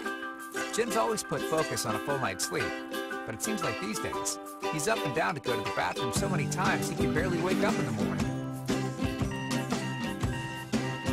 His prostate concerns have him sad, tired, and worried. Activities that were once enjoyable now seem like a chore for Jim. His golf game is at the mercy of his bathroom schedule. Family outings are planned around it too. Jim even has difficulty going to the bathroom. He's tried so many prostate remedies he can't keep them straight, and nothing ever seems to help. Then Jim found out about Prostate Revive, the all-natural dietary supplement specifically formulated for men, targeted towards improving and sustaining normal prostate function. Prostate Revive includes 15 super ingredients never combined before, including saw palmetto extract, beta-cytosterol, pomegranate fruit extract, selenium, and other high-quality nutrients. These targeted and all-natural ingredients promote healthy urinary flow and optimal prostate health. And the best part is, Prostate Revive was developed by a renowned medical doctor Dr. David Brownstein personally formulated Prostate Revive with one goal in mind, to promote a healthy prostate gland. Thanks to Prostate Revive, Jim's got his life back. He gets a full night's sleep every night, and his friends and his wife can't believe he's the same guy. He has his old energy back. No one has to wait for him. He doesn't even think about his prostate concerns anymore. Visit MedicSelect.com to take back your nights and improve your quality of life with Prostate Revive. Learn about our risk-free trial offer at prostaterevive.com/Jim. Newsmax Magazine is proud to present a special tribute to our 40th president, Ronald Reagan. It's a very special documentary and commemorative issue of Newsmax Magazine celebrating the centennial of President Reagan's birth. First, here's a video clip from the award-winning documentary, Rendezvous with Destiny. We're in the midst of a springtime of hope for America. You ain't seen nothing yet. Impulses of an evil empire. Tear down this wall. I believe that together we can keep this rendezvous with destiny. In the next several minutes, you will learn things about President Ronald Reagan that you've never seen, heard, or read before. Welcome to today's special Newsmax event celebrating the life and legacy of President Reagan. During this historic presentation, we will commemorate President Reagan's storied life. We'll revisit his 2 terms in office and recollect his proudest achievements and greatest challenges. Ronald Reagan's life reads like a fairy tale of success stories. He was an accomplished athlete, an honored veteran, a famous actor, the governor of California, and of course, our nation's 40th president. He called himself a citizen politician and only entered politics when he warned government was gaining too much power. By then he was age 54 with a successful career behind him. Twice elected President of the United States, Ronald Wilson Reagan was a contradiction to some. Once a Democrat, then a Republican. A champion of smaller government whose own government grew. A fiscal conservative who failed to balance the budget. His critics mistook his affability for weakness, but behind the smile and the charm existed an extraordinary leader with unique skills and bold and revolutionary ideas. We only had time to share just a few of the top defining moments in Ronald Reagan's presidency, but you'll get to see them all in Rendezvous with Destiny. By the way, the president's close relationship with the Pope is especially fascinating. You'll also learn how dealing with an alcoholic father helped shape Reagan's ability to negotiate. And if you ever wondered what the leader of the free world likes to get for the holidays, well, you'll find that out as well. So let's review today in this free offer. We are sending you a copy of Ronald Reagan, Rendezvous with Destiny, and the collector's limited edition of our issue commemorating the 100th anniversary of President Reagan's birth. Right now, when you subscribe to Newsmax Magazine, you can own both the DVD and receive the special Reagan 100th Birthday Commemorative Edition. That's $25 in bonus gifts when you subscribe.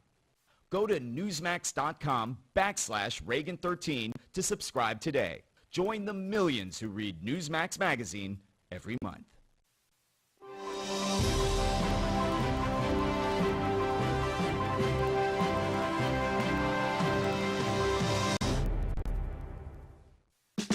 Get off the sidelines and be a part of the show. Call Steve toll-free at 1-877-NEWSMAX. That's 1-877-639-7629. Here is Steve Malzberg. All right, folks, quick items. It's 60 and sunny in Sochi. Say that 3 times fast. 60 and sunny in Sochi, 60 and sunny in Sochi, 60 and sunny in Sochi. All right. The bill to raise the debt ceiling with no preconditions passed the House moments ago, 221 to 201, 28 Republicans voting for it. We are going to have more on both of those things tomorrow, the sunny and Sochi 60, whatever I said, and everything else. We're going to take you out, though, with a little tribute to Shirley Temple, who passed away at age 85. Here we go. On the good ship, lollipop, it's a sweet trip to a candy shop where bonbons play. On the sunny beach of Peppermint Bay, lemonade stands everywhere, Cracker Jack bands fill the air.